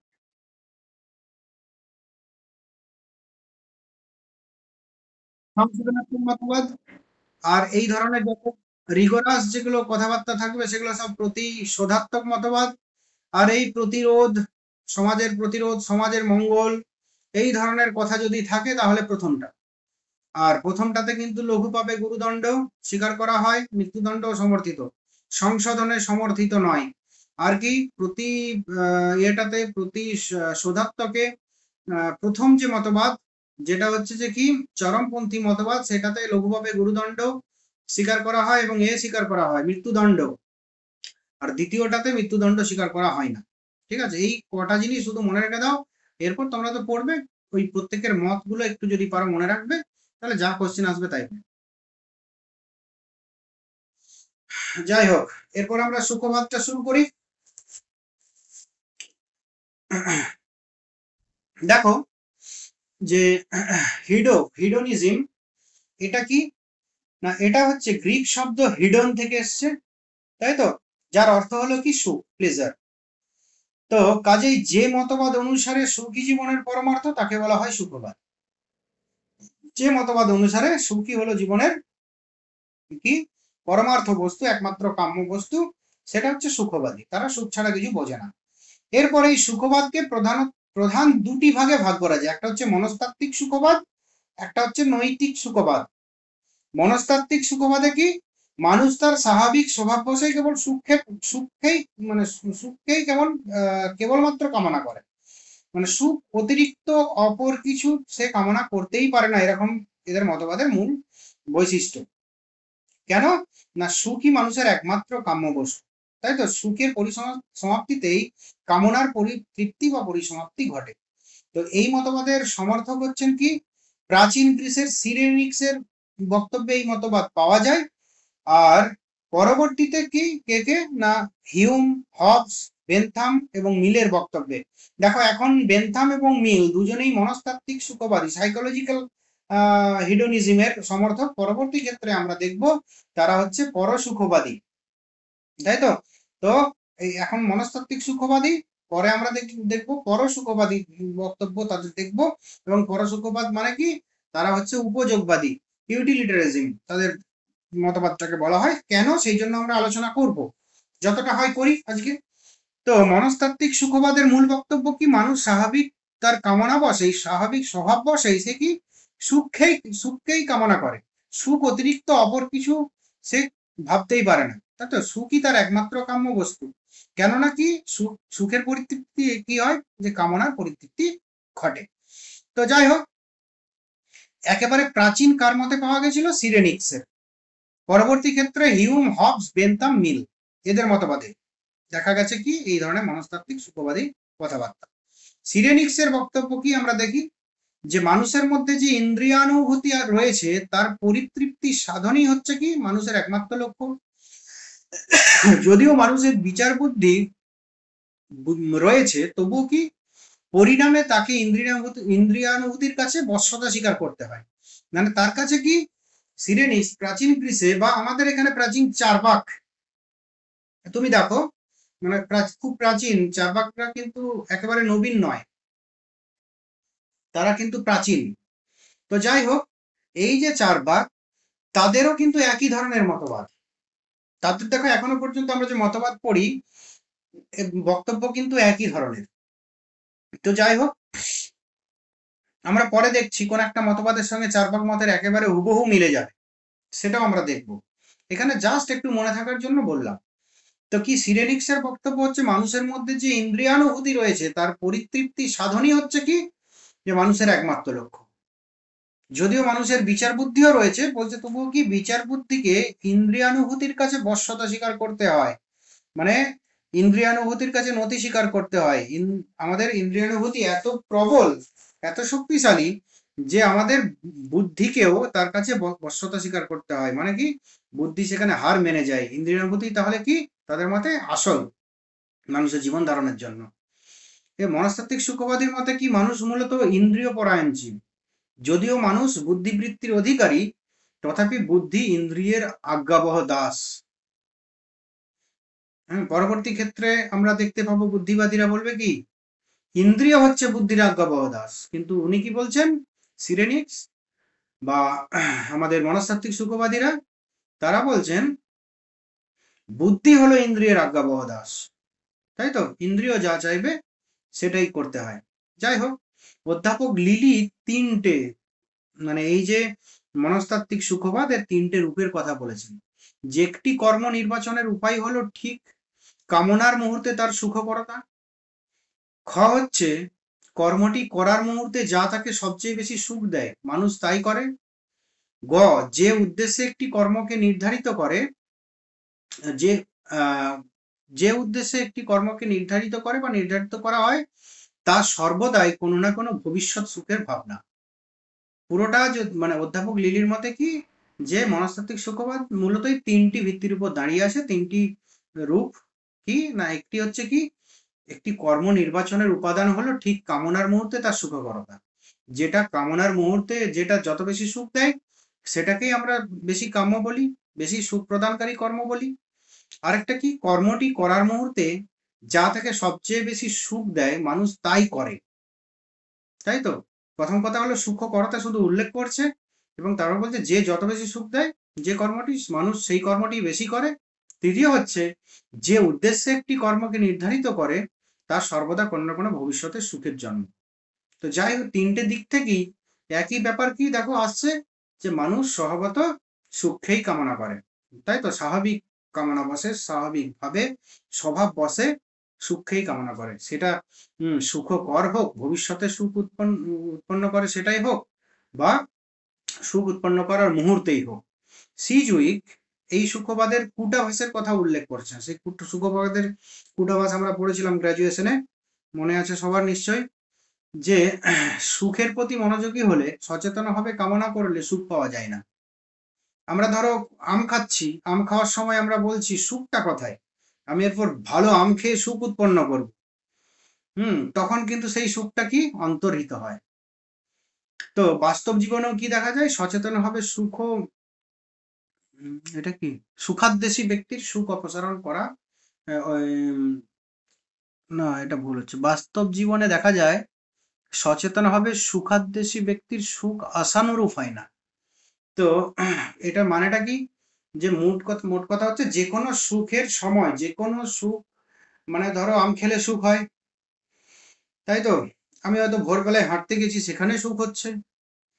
তো যাই হোক, সুখের বিভিন্ন ধরনের হতে পারে, কিন্তু সেই মুহূর্তে যদি আমরা চিন্তা করি যে কই আমার সুখটা কোথায়, আমি কতটা সুখ পাচ্ছি, তখনই সুখ অন্তর্নিহিত হয়, তখন আমরা সুখ কোথায় সেটা আমরা বুঝতে পারি। তো যাই হোক, মনস্তাত্ত্বিক সুখবাদের মূল কথা কি না, মূল কথা হচ্ছে যে মানুষ স্বভাব বসে, স্বাভাবিক কামনা বসে সর্বদা সুখকেই কামনা করে। তাই তো, সেটা যে কোন কোন বস্তুকে কামনা করে না, যেটা বেশি সুখ উৎপাদন করে, হ্যাঁ, যেটা যে কাজটা করার সময় বেশি সুখ আমরা পাই সেই কাজটা আমরা করি। আর কি ভবিষ্যতেও যেটা সুখ দেয় সেটাই আমরা চাই, সেটাই আমরা করতে চাই, এবং ভবিষ্যতেও আমরা সুখের ভাবনাই করে থাকি। তো যাই হোক, স্বাভাবিক ভাষায় আমরা সুখ ছাড়া কিছু চিন্তা করতে পারি না, আমরা স্বাভাবিক অবস্থায় দুঃখের চিন্তা ভাবনা করতে পারি না, আমরা সবসময় সুখের কামনাই করি। আর সিরেনিক্সের বক্তব্যের মূল কথা কি না, মানুষ সর্বদা কি মানুষ ইন্দ্রিয় নির্ভর জীব, যদিও তার বুদ্ধিবৃত্তিও আছে, কিন্তু তথাপি ইন্দ্রিয়ের কাছে বুদ্ধিকে বশ্যতা স্বীকার করতে হয়। এরপর কি? নৈতিক সুখবাদ। মনস্তাত্ত্বিক সুখবাদ স্বাভাবিক বসে, স্বাভাবিক কামনা বসে, মানুষ কি সুখেই কামনা করে। এরপর কি? নৈতিক সুখবাদ, যে এথিক্যাল হেডোনিজম। এটা এদের মতবাদের মূল কথা কি না, মানুষ তার স্বাভাবিক স্বভাব রূপে কেবল সুখকেই কামনা করে। ঠিক আছে, তাই তো? মনস্তাত্ত্বিক সুখবাদ অনুসারে বলা হয়েছিল যে মানুষ তার স্বাভাবিক স্বভাববশে সুখকেই কামনা করে, এটা ঠিক আছে, কিন্তু সুখ মানুষের আদর্শ নয়, তাই তো? তো তা হলো বাস্তব কামনার বিষয়, তাই তো? আদর্শর কথা কিন্তু মনস্তাত্ত্বিক সুখবাদেরা বলেননি। তারা কি বলেছিলেন? যে মানুষ স্বাভাবিকভাবে সুখকেই কামনা করে থাকে, সুখকেই চায়, কিন্তু সুখকে তারা কোনো আদর্শ হিসেবে দেখেননি, তারা বাস্তব কামনার বিষয় হিসাবে দেখেছেন। কিন্তু নৈতিক সুখবাদীরা কি বলেন? যে সুখ হচ্ছে মানুষের জীবনে এক আদর্শ কাম্য বস্তু, মানুষের উচিত সুখ কামনা করা। মনস্তাত্ত্বিক সুখবাদে বলা হয়েছিল মানুষ স্বাভাবিক মানে স্বভাববশে সুখ কামনা করে। নৈতিক সুখবাদে বলা হচ্ছে মানুষের উচিত যে সুখবাদ মানে সুখকে একটা আদর্শ হিসাবে গণ্য করা এবং সুখকেই কামনা করা। সুখ ছাড়া অন্য কোনো কামনা করা, অন্য কিছু কামনা করা উচিত নয়। এটা হচ্ছে মূল বক্তব্য। বোঝা গেল? তাহলে মনস্তাত্ত্বিক সুখবাদীরা কি বললেন? যে মানুষ স্বভাববশে স্বভাবতই সুখকেই কামনা করে, তাদের কাছে কোনো নৈতিক আদর্শ এই সকল কিছু ছিল না। কিন্তু নৈতিক সুখবাদীরা বলছেন যে মানুষের জীবনে এক আদর্শ কাম্য বস্তু হলো সুখ। এই জন্য কি প্রত্যেক মানুষের উচিত কি সুখকেই কামনা। এই যে উচিতার্থক কথা জুড়ে দিয়েছে কারা? না নৈতিক সুখবাদীরা। এরপরে এই নৈতিক সুখবাদ এথিক্যাল হেডোনিজম, এটা আবার দুই ভাগে বিভক্ত। কি কি না, একটা হচ্ছে কি নৈতিক আত্মসুখবাদ, এথিক্যাল ইগোইস্টিক হেডোনিজম, তাই তো? আরেকটা কি যে মার্জিত নৈতিক পরসুখবাদ, এথিক্যাল গ্রস হেডোনিজম অর ইউটিলিটারিজম। তো যাই হোক, সেটার আমরা পরে আবার দুটো ভাগ দেখতে পাবো। তো এখন আমরা তাহলে আমরা দুটো মতবাদ পেলাম। খুব ভালো করে তোমরা খাতা যদি থাকে একদম লিখে নেবে যে উপরে ধরো সুখবাদ হেডোনিজম একদিকে করো, মনস্তাত্ত্বিক সুখবাদ আর একদিকে করো নৈতিক সুখবাদ। পুরো স্ট্রাকচারের আকারে দেখো, পুরো সুখবাদটা মনে থেকে যাবে। বই দেখবে প্রচুর আছে, প্রচুর লেখা এটা নিয়ে। মূল কথাগুলোই এখানে তোলা হয়েছে ঠিক পানিশমেন্টের মতো। তো যাই হোক, তাহলে দুদিকে দুটো করো, উপরে করো হেডোনিজম, দুদিকে দুটো করো। একদিকে করো মনস্তাত্ত্বিক সুখবাদ, একদিকে করো নৈতিক সুখবাদ। নৈতিক সুখবাদের আবার দুটো ভাগ, যে নৈতিক আত্মসুখবাদ এবং নৈতিক পরসুখবাদ। এরপর নৈতিক আত্মসুখবাদ নিয়ে আমরা আলোচনা করব, তাই তো? নৈতিক আত্মসুখবাদ বা এথিক্যাল ইগোইস্টিক হেডোনিজম। তো নৈতিক আত্মসুখবাদ অনুসারে প্রত্যেক মানুষের উচিত কি না সর্বদাই তার নিজের জন্য সবচেয়ে বেশি পরিমাণে সুখের সন্ধান করা। তাহলে দেখো, আমরা সেই প্রথম ধাপ থেকে আসছি। সুখবাদ তারা কি বলছেন? যে মানুষের সর্বদাই তারা সুখ ইন জেনারেল সুখবাদ মধ্যে কি সুখটাই প্রধান, তাই তো? মানুষ স্বভাববশে হোক আর স্বভাববশে না হোক, সুখটাই এখানে ইম্পর্টেন্ট, তাই তো? সুখ সম্পর্কিত আলোচনা যারা করে তারা হচ্ছে সুখবাদী। এটার প্রাথমিক দুটো ভাগ হলো, একটা হলো মনস্তাত্ত্বিক সুখবাদ, একটা হলো নৈতিক সুখবাদ। মনস্তাত্ত্বিক সুখবাদে বলা হলো যে মানুষ স্বভাববশে শুধুমাত্র স্বভাববশে সুখকেই কামনা করে। নৈতিক সুখবাদ অনুযায়ী বলা হলো যে মানুষের স্বাভাবিকভাবে সুখকেই কামনা করা উচিত, তাই তো? এই উচিতার্থক কথাটা জুড়ে দেওয়া হলো নৈতিক সুখবাদে। নৈতিক সুখবাদের এরপর দুটো ভাগ, তার প্রথম ভাগ চলছে। নৈতিক সুখবাদের দুটো ভাগ হচ্ছে কি নৈতিক আত্মসুখবাদ আর নৈতিক পরসুখবাদ। আত্মসুখবাদ কি না নিজের জন্য কামনা করা উচিত। নৈতিক আত্মসুখবাদ দেখো, ওটা নৈতিক সুখবাদ এথিক্যাল হেডোনিজমেরই দুটো প্রকার। নৈতিক সুখবাদে বলা হয়েছে মানুষের মানুষের সর্বদা সুখকেই কামনা করা উচিত, তাই তো? তাদের উচিত সবসময় সুখকর বস্তুরই অনুসন্ধান করা, সুখকর কর্মই করা, তাই তো, যা আমাদের সুখ দেবে। তো এটারই একটা হচ্ছে গ্রস, একটা ইগোয়েস্টিক। তো যাই হোক, ইগোয়েস্টিক মানে যেটা নিজের, নৈতিক আত্মসুখবাদ, যে প্রত্যেক মানুষের উচিত তার সর্বদা কি নিজের জন্য সবচেয়ে বেশি পরিমাণ সুখের কামনা করা, সন্ধান করা। আর কি নৈতিকতার মানদণ্ড হলো ব্যক্তির সুখ, এবং এই মানদণ্ডে বিচার করতে হবে কর্মের ভালোত্ব এবং মন্দত্ব। কোন মানদণ্ড? যা নিজের সুখ সব থেকে বেশি হচ্ছে কোন কর্মগুলোতে, কিসের দ্বারা, তাই তো, এবং তার দ্বারাই যেটা নিজের সুখ সবচেয়ে বেশি উৎপন্ন হয় সেটা ভালো, আর যেটা নিজের সুখ উৎপন্ন হয় না সেটা মন্দ। বোঝা গেল? এরপর কি, যে কাজ বা যা কাজ কর্মকর্তাকে সর্বাধিক সুখ দেয় তা ভালো কাজ, আর যে কাজ দুঃখ দেয় তা হলো মন্দ কাজ। প্রাচীন গ্রিসের সিরেনেক সম্প্রদায়, এপিকিউরান সম্প্রদায়, আধুনিক কালে হবস, গ্যাসেন্ডি আত্মসুখবাদের সমর্থক। তাহলে কারা কারা সমর্থক? না, আমরা এর আগেরটায় দেখেছিলাম কি, তারা হচ্ছে সিরেনিক সম্প্রদায়ের তারা মানুষ, তারা কি, তারা হচ্ছে যে মনস্তাত্ত্বিক সুখবাদের সমর্থক ছিল, তাই তো। আর তোমার কি বলে, নৈতিক সুখবাদ, এথিক্যাল হেডোনিজম, এটা কি, এটার যে দুই প্রকার, আত্মসুখবাদ এবং পরসুখবাদ। আত্মসুখবাদী তারা কি, তারা হচ্ছে সিরেনিক, গ্রিসের সিরেনিক সম্প্রদায়, এপিকিউরিয়ান সম্প্রদায়, আর কি আধুনিক কালে হবস এবং গ্যাসেন্ডি আত্মসুখবাদের সমর্থক তারা। তো যাই হোক, এই যে নৈতিক তাহলে আমরা বললাম নৈতিক আত্মসুখবাদ এবং পরসুখবাদ। এখন কিন্তু নৈতিক আত্মসুখবাদ নিয়ে কথা হচ্ছে। নৈতিক আত্মসুখবাদের আবার দুটি প্রকার, তাই তো। একটা হচ্ছে কি,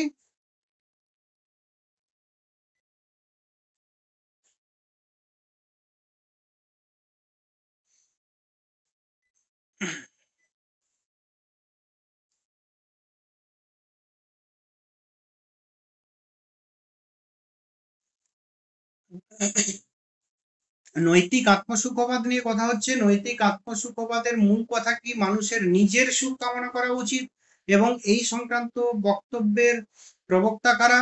না, প্রবক্তা আমরা বললাম প্রাচীন গ্রিসের সিরেনিক সম্প্রদায়, এপিকিউরিয়ান সম্প্রদায়, এবং আধুনিক কালে হবস এবং গ্যাসেন্ডি। নৈতিক আত্মসুখবাদ আবার দুই প্রকার, একটা কি স্থূল বা অসংযত নৈতিক আত্মসুখবাদ, আরেকটা কি মার্জিত বা সংযত নৈতিক আত্মসুখবাদ। দুটোই আত্মসুখবাদ। তাহলে একটা হচ্ছে স্থূল, একটা হচ্ছে মার্জিত। তো স্থূল এবং অসংযত অমার্জিত আত্মসুখবাদ, গ্রস ইগোইস্টিক ইথিক্যাল হেডোনিজম, এটা কি, এর মতবাদ কি, মতবাদের মূল বৈশিষ্ট্য এবং কারা স্বীকার করে সেটা বলবো। প্রাচীন গ্রিসের দার্শনিক সিরেনের অধিবাসী অ্যারিস্টিপাস এই স্থূল অসংযত নৈতিক আত্মসুখবাদের সমর্থক। তার মধ্যে বিভিন্ন সুখের মধ্যে গুণগত কোনো পার্থক্য নেই, পার্থক্য শুধু পরিমাণগত। তিনি যে আত্মসুখবাদী, যে স্থূল অসংযত আত্মসুখবাদী, তার মধ্যে কি বিভিন্ন সুখের মধ্যে গুণগত কোনো পার্থক্য নেই, পার্থক্য শুধু পরিমাণের, তাই তো। তিনি একটা উদাহরণ দিয়ে বলেছেন যে পানশালা এবং কবিতা লেখা, বলছে দুটো সুখের মধ্যে মানে গুণগত কোনো পার্থক্য নেই। কেউ কেউ বলেন কবিতা লেখার যে সুখ সেটা পানশালার সুখের থেকে অনেক উন্নত। তিনি এই ধরনের কথা তিনি বলছেন না, পার্থক্য বলছেন পরিমাণগত, কোনোটাই কম কোনোটাই বেশি। তো যাই হোক, এবং তিনি আবার কি করেছেন, পানশালার সুখকে কবিতা লেখার সুখ থেকে ভালো বলেছেন বেশি। তার কারণ আমরা দেখতে পাবো যে কি, প্রাচীন গ্রিসের দার্শনিক সিরেনের অধিবাসী অ্যারিস্টিপাস এই মতবাদের সমর্থক। কোন মতবাদ? স্থূল বা অসংযত নৈতিক আত্মসুখবাদ। আর কি, তার মতে সুখের মধ্যে কোনো গুণগত পার্থক্য নেই, পার্থক্য আছে পরিমাণগত। এগুলো নিয়েও কোশ্চেন পড়ে, এগুলো খুব ঠান্ডা মাথায় মনে রাখবে। ওই যদি একটা চার্ট করে নাও তাহলে খুব সহজে মনে রাখতে পারবে। তো যাই হোক, আরেকটা কি, তার মতে মানসিক দৈনিক সুখের মধ্যে কোনো, এটা তো বললাম। অ্যারিস্টোপাসের মতে প্রত্যেক মানুষের উচিত উত্তেজনামূলক সর্বাধিক দৈহিক সুখ উপভোগ করা। ইন্দ্রিয় সুখকে তিনি প্রাধান্য দিয়েছেন, ওই যে বললাম পানশালার সুখকে বেশি ভালো বলেছেন কবিতা লেখার সুখের থেকে। অ্যারিস্টোপাসের মতে প্রত্যেক মানুষের উচিত উত্তেজনামূলক সর্বাধিক দৈহিক সুখ উপভোগ করা। অ্যারিস্টোপাসের অনুজ্ঞা হলো কি, খাও দাও ফুর্তি করো, কারণ আগামীকাল তুমি জীবিত নাও থাকতে পারো। এই আমি বলেছিলাম যে চার্বাকদের মতের সঙ্গে একটা মত একেবারে মিলে যাবে, সেটা হচ্ছে এই অ্যারিস্টোপাসের মত। অ্যারিস্টোপাসের যে মত হলো যে খাও দাও ফুর্তি করো, তুমি অতীতকালে জীবিত নাও থাকতে পারো, অতএব যতদিন বাঁচো ভালো করে বাঁচো। চার্বাকদের মত, যতদিন বাঁচো সুখে বাঁচো, তখন মৃত্যুর পর আর ফিরে আসার কোনো উপায় থাকবে না, তাই তো, সব শেষ। দরকার হলে আমাদের যে মূল বক্তব্য চার্বাকদের সেটা তো জানোই, সেটা বললাম না। যাবজ্জীবের সুখং জীবের ঋণং কৃত্য গীতং বিবেক ভস্যী ভূতস্য দেহস্য পুনরাগমনং কুতঃ। তো এইটা হচ্ছে যে স্থূল, এটা হচ্ছে স্থূল বা অসংযত নৈতিক আত্মসুখবাদ, গ্রস ইগোইস্টিক হেডোনিজম। দ্বিতীয়, এটা দুটোই কিন্তু নৈতিক আত্মসুখবাদের কথা হচ্ছে, এটা প্রথম প্রকার। দ্বিতীয়টা হচ্ছে যে মার্জিত আত্মসুখবাদ বা মার্জিত বা সংযত নৈতিক আত্মসুখবাদ। এরা কি? এরা হচ্ছে এপিকিউরাস।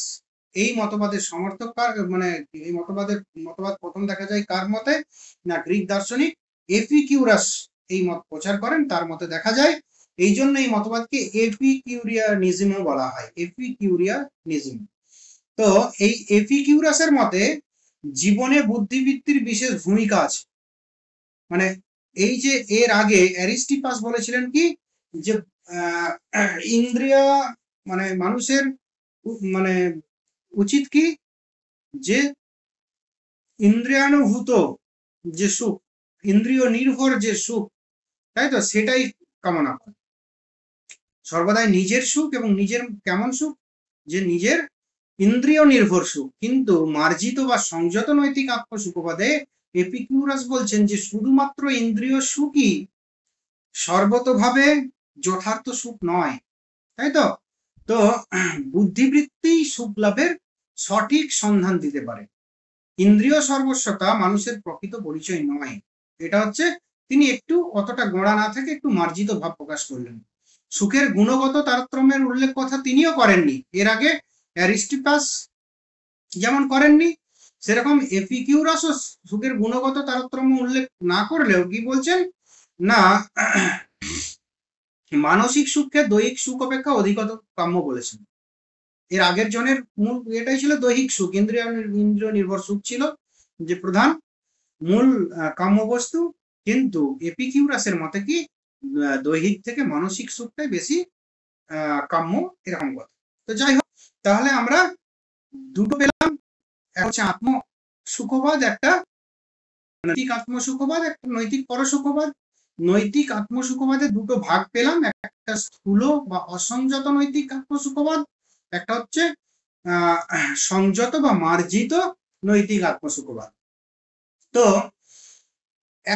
তাহলে আমরা প্রথম থেকে একবার ব্রাঞ্চটাই আসি। হিডোনিজম সুখবাদ দুটো ব্রাঞ্চ, একটাতে হচ্ছে কি মনস্তাত্ত্বিক সুখবাদ, ইগোইস্টিক হিডোনিজম।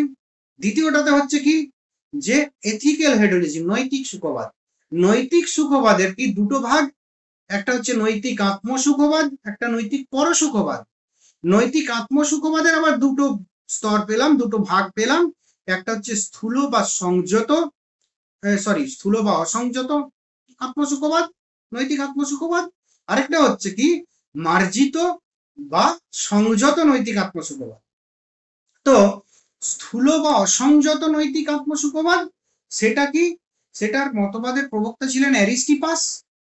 এবং অ্যারিস্টিপাসের মতে কি, মতটাই হলো কি যে খাও দাও ফুর্তি করো এবং ভবিষ্যতে তোমার জীবন তুমি জীবিত নাও থাকতে পারো।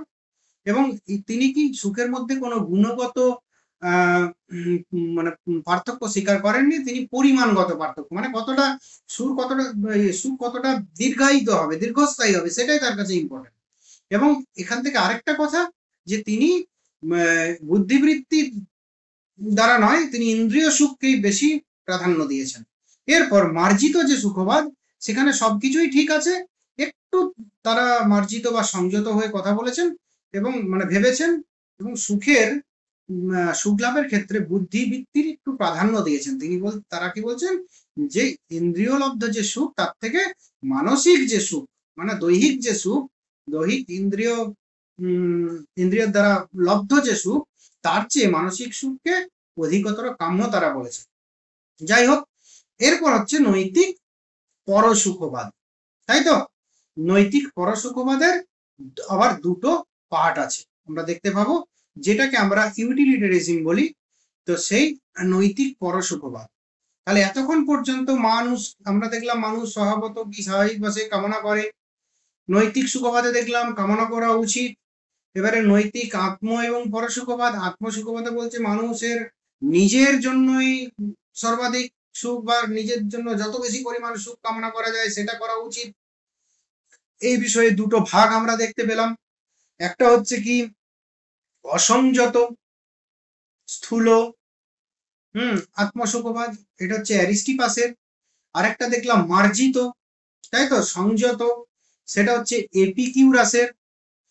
এবারে নৈতিক সুখবাদের দুটো যে প্রকার পেয়েছিলাম, তাহলে প্রথম যে আলোচনাটা হলো সেটা হচ্ছে নৈতিক আত্মসুখবাদের দুটো ভাগ, তার নৈতিক আত্মসুখবাদ এবং তার দুটো ভাগ। এরপর নৈতিক সুখবাদের আরেকটি ব্রাঞ্চ হলো কি নৈতিক পরসুখবাদ বা উপযোগবাদ, এথিক্যাল গ্রস হেডোনিজম অর ইউটিলিটারিজম। তো যাই হোক, তো এই মতবাদ কি যে নৈতিক পরসুখবাদ বা উপযোগবাদীদের বক্তব্য কি মানুষের শুধু নিজের সুখই কাম্য নয়, তাদের অপরাপর মানুষের সুখের কথা ভাবা বা চিন্তা করাটা উচিত। এমন কাজ করা উচিত যা ব্যক্তির নিজের সুখ উৎপাদনের সঙ্গে সঙ্গে যেমন অপরাপর মানুষেরও সুখ উৎপাদন করে, তাই তো? নিজের সুখ উৎপাদন করার সঙ্গে সঙ্গে যেন অপরাপর মানুষেরও সুখ উৎপাদন করে। এরাই শুধুমাত্র কি বলছে নৈতিক পরসুখবাদী, যারা যে নিজের সুখ তো বটেই, শুধুমাত্র নিজের সুখ নয়, নিজের সুখের মাধ্যমে যেন অপরাপর অন্যান্য সমাজে বসবাসকারী বা সমাজেরও যাতে মঙ্গল হয়, সমাজের অপরাপর মানুষেরও ব্যক্তিরও যাতে সুখ উৎপাদিত হয়, সেটাও আমাদের কিন্তু খেয়াল রাখতে হবে, সেটা আমাদের মাথায় রাখতে হবে। এটা হচ্ছে নৈতিক পরসুখবাদীদের বক্তব্য, যে মানুষের শুধু নিজের সুখই কাম্য নয়, তাদের অপরাপর মানুষের সুখের কথা ভাবা বা চিন্তা করা উচিত। এমন কাজ করা উচিত যা ব্যক্তির নিজের সুখ উৎপাদনের সঙ্গে সঙ্গে যেন অপরাপর মানুষেরও সুখ উৎপাদন করে। ঠিক আছে? আরেকটা কথা, যে এই নৈতিক পরসুখবাদ বা উপযোগবাদ, মানে উপযোগবাদ কেন এলো নামটা দেখো, আমরা হেডোনিজম, সুখবাদ এবং উপযোগবাদের মধ্যে গুলিয়ে ফেলি, অনেকেই আছে। কেন গুলিয়ে ফেলি? না, এখানেও সুখের কথা বলছে, ওখানেও সুখের কথা বলছে, তাহলে ইউটিলিটারিজম কোনটা, হেডোনিজম কোনটা? পরস সুখবাদের যখন কথা হবে, উপযোগ মানে কি সবার উপকার, শুধু নিজের উপকার নয়, নিজের থেকে যখন সুখটা সবার মধ্যে ছড়ানোর কথা বলা হবে তখন সেটা উপযোগবাদী। আমরা যখন ব্যক্তি থেকে সমাজের কথা বলি তখন উপযোগের কথা বলি, তাই তো? মানে কি উপকার, যেটা চলতি ভাষায়, সেই উপকার যদি করতে পারি তখন সেটা উপযোগবাদ। বোঝা গেল মূল পার্থক্য? দুটোই সুখের কথা বলছে, এটা কিন্তু নিজের সুখ নয়, শুধু নিজের সঙ্গে সঙ্গে অপরের, সমাজের। এবং তারপর আমরা দেখতে পাবো সর্বাধিক সংখ্যক মানুষের সর্বাধিক পরিমাণ যে সুখ, তাই তো? যাই হোক, তো এই যে নৈতিক পরসুখবাদ বা উপযোগবাদ, এর আমি দুটো পার্ট পাবো আমরা। কি? ওই একই আগেরটার মতো, নৈতিক আত্মসুখবাদের মতো, যে অসংযত একটা সংযত। নৈতিক পরসুখবাদেরও তাহলে দুটো পার্ট, কি একটা অসংযত নৈতিক পরসুখবাদ বা উপযোগবাদ, আর একটা হচ্ছে সংযত নৈতিক পরসুখবাদ বা উপযোগবাদ। বোঝা গেল? তো যাই হোক, এই অসংযত নৈতিক পরসুখবাদ বা উপযোগবাদ, এটার প্রবক্তা হলেন কি জেরেমি বেনথাম। বেনথাম এই মতবাদের প্রবক্তা। অসংযত নৈতিক পরসুখবাদ বা উপযোগবাদের প্রবক্তা হচ্ছেন কি জেরেমি বেনথাম। বেনথাম মনস্তাত্ত্বিক সুখবাদ ও আত্মসুখবাদ অনুসরণ করলেও ওই প্রকার সুখবাদ থেকে পরসুখবাদ বা উপযোগবাদ অনুমান করেছেন। আমি বলেছিলাম যে বেনথাম একদম প্রথম যে বক্তব্য দেখো, ওখানে বেনথামের মত পাওয়া গেছে তো বেনথাম ওই জন্য বলা হচ্ছে যে মনস্তাত্ত্বিক সুখবাদ এবং আত্মসুখবাদ থেকে অনুসরণ করলেও ওই প্রকার সুখবাদ থেকে পরসুখবাদ বা উপযোগবাদ অনুমান করেছেন। কিভাবে? তিনি বলেন, মানুষ যদিও স্বভাববশে নিজ সুখ কামনা করে, তথাপি মানুষের উচিত সর্বাধিক মানুষের সুখ কামনা। তাই তো, যে কর্ম সবচেয়ে বেশি পরিমাণে সুখ এবং সবচেয়ে কম পরিমাণে দুঃখ দেয় তাই আমাদের কাম্য। তাই তো। তো এটা বলছি পরের বেনথাম তার an introduction to the principle of morals and legislation গ্রন্থে বলেন কি, ওয়েট প্লিজার, ওয়েট পেনস, আনন্দকে ওজন করো, পরিমাপ করো, আর কি বলে তোমার দুঃখকে ওজন করো, Pence, and as the balance stand will stand the question of right or wrong। তো এবং যেদিকে পাল্লা ভারী হবে তার সাহায্যে বোঝা যাবে কি কর্মটি ভালো না মন্দ। তো এটা হচ্ছে তার একটা তাত্ত্বিক কথা, যে তার মতবাদটাকে স্থাপন করার জন্য এটা একটা তাত্ত্বিক কথা, যে সুখকে ওজন করো, দুঃখকে ওজন করো। তাই তো, যে পাল্লা ভারী হবে সেটা কি, সেই কর্মটি মানে তার সাহায্যেই বোঝা যাবে কর্মটি ভালো না মন্দ।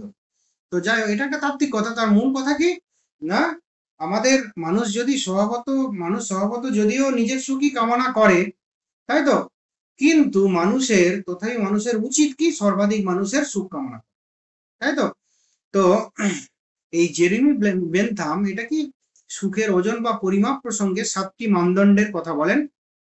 এইটা মনে রাখবে, শুধু নামগুলো মনে রাখবে: তীব্রতা, স্থিতিকাল, নৈকট্য, নিশ্চয়তা, বিশুদ্ধতা, উর্বরতা, বিস্তৃতি, intensity, duration, proximity, certainty, purity,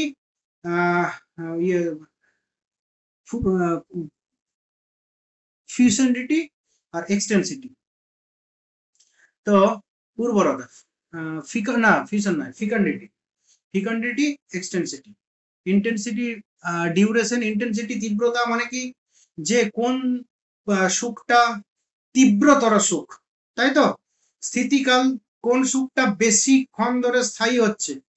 proximity, নৈকট্যতা বা নৈকট্য, যে আমাদের এমন কামনা করা উচিত যে খুব তাড়াতাড়ি, মানে যদি আমরা দেখি পরপর কিছু সুখ আছে যে একটার পর আরেকটা সুখ আছে, দুটোর গ্যাপ খুব কম, সেরকম সুখ, সেই দুটো সুখ কি আমাদের কামনা করা উচিত। নিশ্চয়তা, সার্টেনিটি, তো যে নিশ্চিত সুখ, আমি জানি যে এই কর্মটা করলে সুখ পাওয়া যাবে, সেরকম কর্মই আমাদের করা উচিত। উর্বরতা, ফিকন্ডিটি, তো উর্বরতা কি, উর্বর সুখ মানে কি, যে কি বলবো, যেমন ধরো কিছু সুখ আছে, এই যে তীব্রতার কথা, স্থিতিকাল হয়ে গেছে। উর্বর সুখ মানে কি, যে মানে একইভাবে সুখ, মানে সুখের মধ্যে কোনো তারতম্য নেই। বিস্তৃতি, এক্সটেন্সিটি, যে অনেকটা পরিমাণ সুখ, সেটা হচ্ছে কি বিস্তৃতি। তো যাই হোক, এই সুখের পরিমাপ বা ওজন প্রসঙ্গে 7টি মানদণ্ডের কথা বলেন কে না, এই বেনথাম, তাই তো। তীব্রতা, স্থিতিকাল, নৈকট্য, নিশ্চয়তা, বিশুদ্ধতা, উর্বরতা এবং বিস্তৃতি, তিনি এই 7টি মানদণ্ডের ভিত্তিতে এই সুখের ওজন বা পরিমাপ করার কথা বলেছেন। তো যাই হোক, আর কি বলেছেন, যে মানুষ স্বভাবত স্বার্থপর, কিন্তু নৈতিক চাপের জন্য মানুষ কি করে, নিজের স্বার্থের উপেক্ষা করে অন্যের সুখের কথা ভাবতে বাধ্য হয়, তাই তো। এই যে বেনথামের মতে এই যে চাপ বা নিয়ন্ত্রণ 4 ধরনের, তাই তো। কি বলছেন, যে স্বভাবত স্বার্থপর জীব নিজের সুখই কামনা করে। প্রথম কি দেখো, বেনথাম তাহলে আসছে মনস্তাত্ত্বিক সুখবাদ থেকে, মানুষ স্বভাববশে কামনা করে, তাই তো। এটা হচ্ছে কি মনস্তাত্ত্বিক সুখবাদ। তারপর বলছে মানুষ স্বভাবত নিজের সুখী কামনা করা উচিত, বা মানুষ নিজের সুখী কামনা করে, তাই তো। দ্বিতীয়, তাহলে এটা কি নৈতিক সুখবাদে চলে আসছে।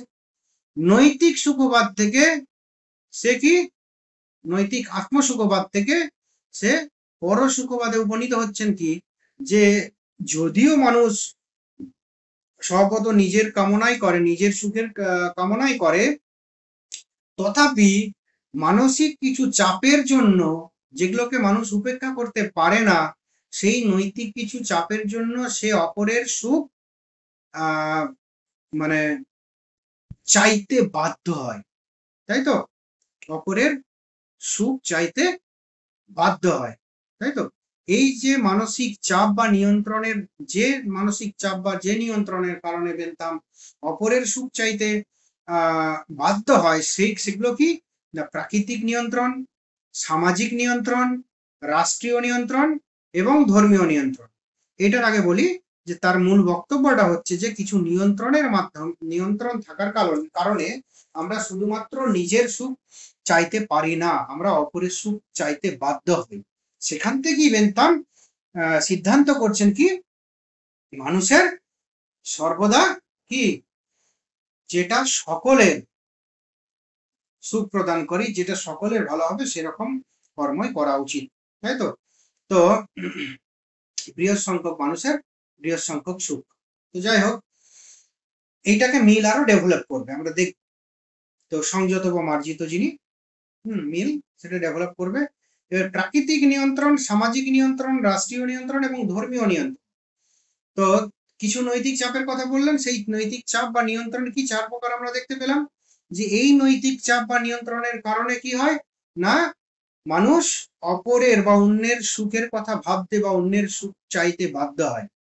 প্রাকৃতিক নিয়ন্ত্রণ কি, এখানে বইগুলোতে দেখবে উদাহরণ দেওয়া আছে যে মানুষ ধরো আমি আমার ভালো চাইছি, তাই তো? সবাই সবার ভালো চাইছে, এইভাবে চাইতে চাইতে একটা অঞ্চলের, তাই তো? প্রথমটা হচ্ছে প্রাকৃতিক নিয়ন্ত্রণ, যে এরকম চাইতে চাইতে চাইতে চাইতে যে আমি আমার ভালো চাই, পরের পাশের জন বলছে আমি আমার ভালো চাই, তাই তো? এইভাবে ভালো চাইতে চাইতে একসঙ্গে তারা যখন একত্রিত হচ্ছে, তাহলে তখন পুরো সমাজের সবাই যদি একই সঙ্গে ভালো চায়, তখন সেটা কি হচ্ছে প্রকারান্তরে নিজের সুখটা সমাজেরই সুখ হয়ে যাচ্ছে, তাই তো? সেটা হচ্ছে সামাজিক নিয়ন্ত্রণ। প্রাকৃতিক নিয়ন্ত্রণ কোনটা না নিজ স্বভাব বসে, যে আমরা নেচারাল, তাই তো প্রকৃতিগত ভাবে, তাই তো স্বাভাবিকভাবে আমরা সুখ কামনা করি, সুখ চাই, ঠিক আছে, কিন্তু এরকম সুখ চাইতে চাইতে আমরা কখন অপরের সুখ চেয়ে ফেলছি সেটা আমরা বুঝতে পারছি না। রাষ্ট্রীয় নিয়ন্ত্রণ একইভাবে আমরা কি করছি, একটা রাষ্ট্রে বসবাস করছি যে কিছু মানে রাষ্ট্রে বিধিবিধানও আছে, তো সেই বিধিবিধান মেনে আমাদের চলতে হচ্ছে এবং তার ফলে আমাদের একটা মানসিক একটা ব্যবস্থা তৈরি হয়ে যাচ্ছে যে এই কর্মগুলো করলে আমার ভালো হবে, তাই তো? এবং রাষ্ট্রীয় যেহেতু নিয়ন্ত্রণ আছে যে অন্য কিছু কর্ম করা চলবে না, যার ফলে কি রাষ্ট্রে যে নিয়মগুলো লঙ্ঘিত যদি হয় তাহলে শাস্তি পেতে হবে, এরকম ভাবনাও আছে, যার ফলে অটোমেটিক্যালি আমরা কি করছি, এমন কাজই করছি যে নিজেরও ভালো হচ্ছে, সমাজেরও ভালো হচ্ছে, রাষ্ট্রেরও ভালো হচ্ছে। ধর্মীয় নিয়ন্ত্রণও তাই, তাই তো? ধর্মের ক্ষেত্রেও আমাদের কিছু কর্ম আছে, যা আমাদের বিধিবিধান আছে, সেগুলো মেনে চলতে হয়, তাই তো? এবং সেটা মেনে চলতে গিয়ে আমরা যখন নিজের ভালো চাচ্ছি, তখন কি প্রকারান্তরে আমরা অপরেরই ভালো চেয়ে ফেলছি, অপরেরও, শুধু অপরেরই নয়, অপরেরও, নিজের এবং অপরেরও দুজনেই ভালো চেয়ে ফেলছি। তাহলে এখানে দেখো, এখানে অসংযত নৈতিক পরসুখবাদে এটা কি বেন্থামের বক্তব্য। বেন্থামের বক্তব্য মূল কি, যে তিনি তার বক্তব্য কি মানুষ স্বভাববশে সুখ চায়, স্বভাববশে তার নিজের সুখ চাওয়া উচিত, কিন্তু তথাপি নিজের সুখ চাওয়া উচিত বা স্বভাবত নিজের সুখ কামনা করলেও মানুষের উচিতটা কি, সেই উচিতটাকে আর একটু বর্ধিত করে যে সর্বাধিক মানুষের সুখ কামনা করে, তাই তো? সবচেয়ে যেটা বেশি পরিমাণে সুখ দেবে এবং কম পরিমাণে দুঃখ দেবে তাই আমাদের কামনা। তো সেই যে সুখ, সেই সুখকে এবং দুঃখকে ওজন করার কথা তিনি বলেছেন, এবং যে পাল্লা ভারী হবে তার সাহায্যে বোঝা যাবে যে কর্মটি ভালো না মন্দ, মানে সুখের পাল্লা ভারী হবে, যদি সুখের পাল্লা ভারী হয় তাহলেই বোঝা যাবে কর্মটি ভালো না মন্দ। এই সুখের 7টি মানদণ্ড, এটা মনে রাখবে, এটা বেন্থাম বলেছেন। তীব্রতা, ইন্টেন্সিটি, স্থিতিকাল, ডিউরেশন, নৈকট্য, প্রক্সিমিটি, নিশ্চয়তা, সার্টেনিটি, বিশুদ্ধতা, পিওরিটি, উর্বরতা, ফুসেন্ডিটি, আর হচ্ছে কি বিস্তৃতি, এক্সটেন্সিটি। আর কি তিনি বলছেন যে মানুষ স্বভাবত স্বার্থপর জীব হলেও পরের সুখ কামনা করে ফেলে, কি জন্য না 4টে বাহ্যিক নিয়ন্ত্রণ বা বাহ্য নিয়ন্ত্রণের জন্য। সেটা হচ্ছে প্রাকৃতিক নিয়ন্ত্রণ, ন্যাচারাল সিলেকশন, সামাজিক নিয়ন্ত্রণ সোশ্যাল স্যাংশন, আর হচ্ছে কি রাষ্ট্রীয় নিয়ন্ত্রণ পলিটিক্যাল স্যাংশন, আর কি ধর্মীয় নিয়ন্ত্রণ রিলিজিয়ান স্যাংশন। তো এটা গেল আমার বেন্থামের অসংযত তোমার নৈতিক পরশুকবাদ বা উপযোগ। অসংযত এর পরেরটা হবে মিলের, সেটা কি যে সংযত বা মার্জিত নৈতিক পরশুকবাদ বা উপযোগবাদ, refined ethical gross hedonism or ইউটিলিটারিজম। উপযোগবাদ নামটিকে কি একেবারে সর্বাধিক গুরুত্ব দিয়েছিলেন কে না আমাদের মিল, তো জন স্টুয়ার্ট মিল। তো এটা কি কিভাবে দিয়েছিলেন, তার যে মূল গ্রন্থ ইউটিলিটারিজম 1863 সালে এই উপযোগবাদের প্রতিষ্ঠা তিনি এই গ্রন্থের মাধ্যমেই করেছিলেন। তো তিনি সুখের আকাঙ্ক্ষাকে মানুষের আদর্শ হিসাবে গণ্য না করে শান্তি বা আনন্দ হ্যাপিনেসকেই কি আদর্শ হিসাবে প্রচার করেছিলেন। সেখানে সুখ থেকে প্লেজার মানে এখানে প্লেজার শব্দটা প্লেজার আর হ্যাপিনেসের মধ্যে দেখবে আমাদের নিজেদের মধ্যে একটা পার্থক্য করা হয়ে যায়। প্লেজার মানে অবশ্যই ইন্দ্রিয় সুখ এর কথা আসে, হ্যাপিনেস সেটা মানসিক সুখ। তো যাই হোক, মানুষ তার স্বভাববশে যা কামনা করে তা সুখ ভিন্ন অন্য কিছু নয়। তিনিও মিলও কিন্তু মনস্তাত্ত্বিক সুখবাদ থেকে পরশুখ আমাদের মার্জিত পরশুখ সুখবাদে উপনীত হচ্ছেন, যে মানুষ তার স্বভাবতে যা কামনা করে তা সুখ ভিন্ন অন্য কিছু নয়। মানুষ জ্ঞানের কামনা করে, সম্পদের কামনা করে, হ্যাঁ, সেসবের প্রত্যেকটি সুখ লাভের জন্য, সুখ ভিন্ন অপর কিছু নয়। বেন্থামের মতো মিলও আত্মসুখবাদ থেকে পরসুখবাদে উপনীত হতে চেয়েছে। মানুষ স্বভাবতই নিজ সুখ চায়, তিনি আত্মসুখবাদী, তাই তো।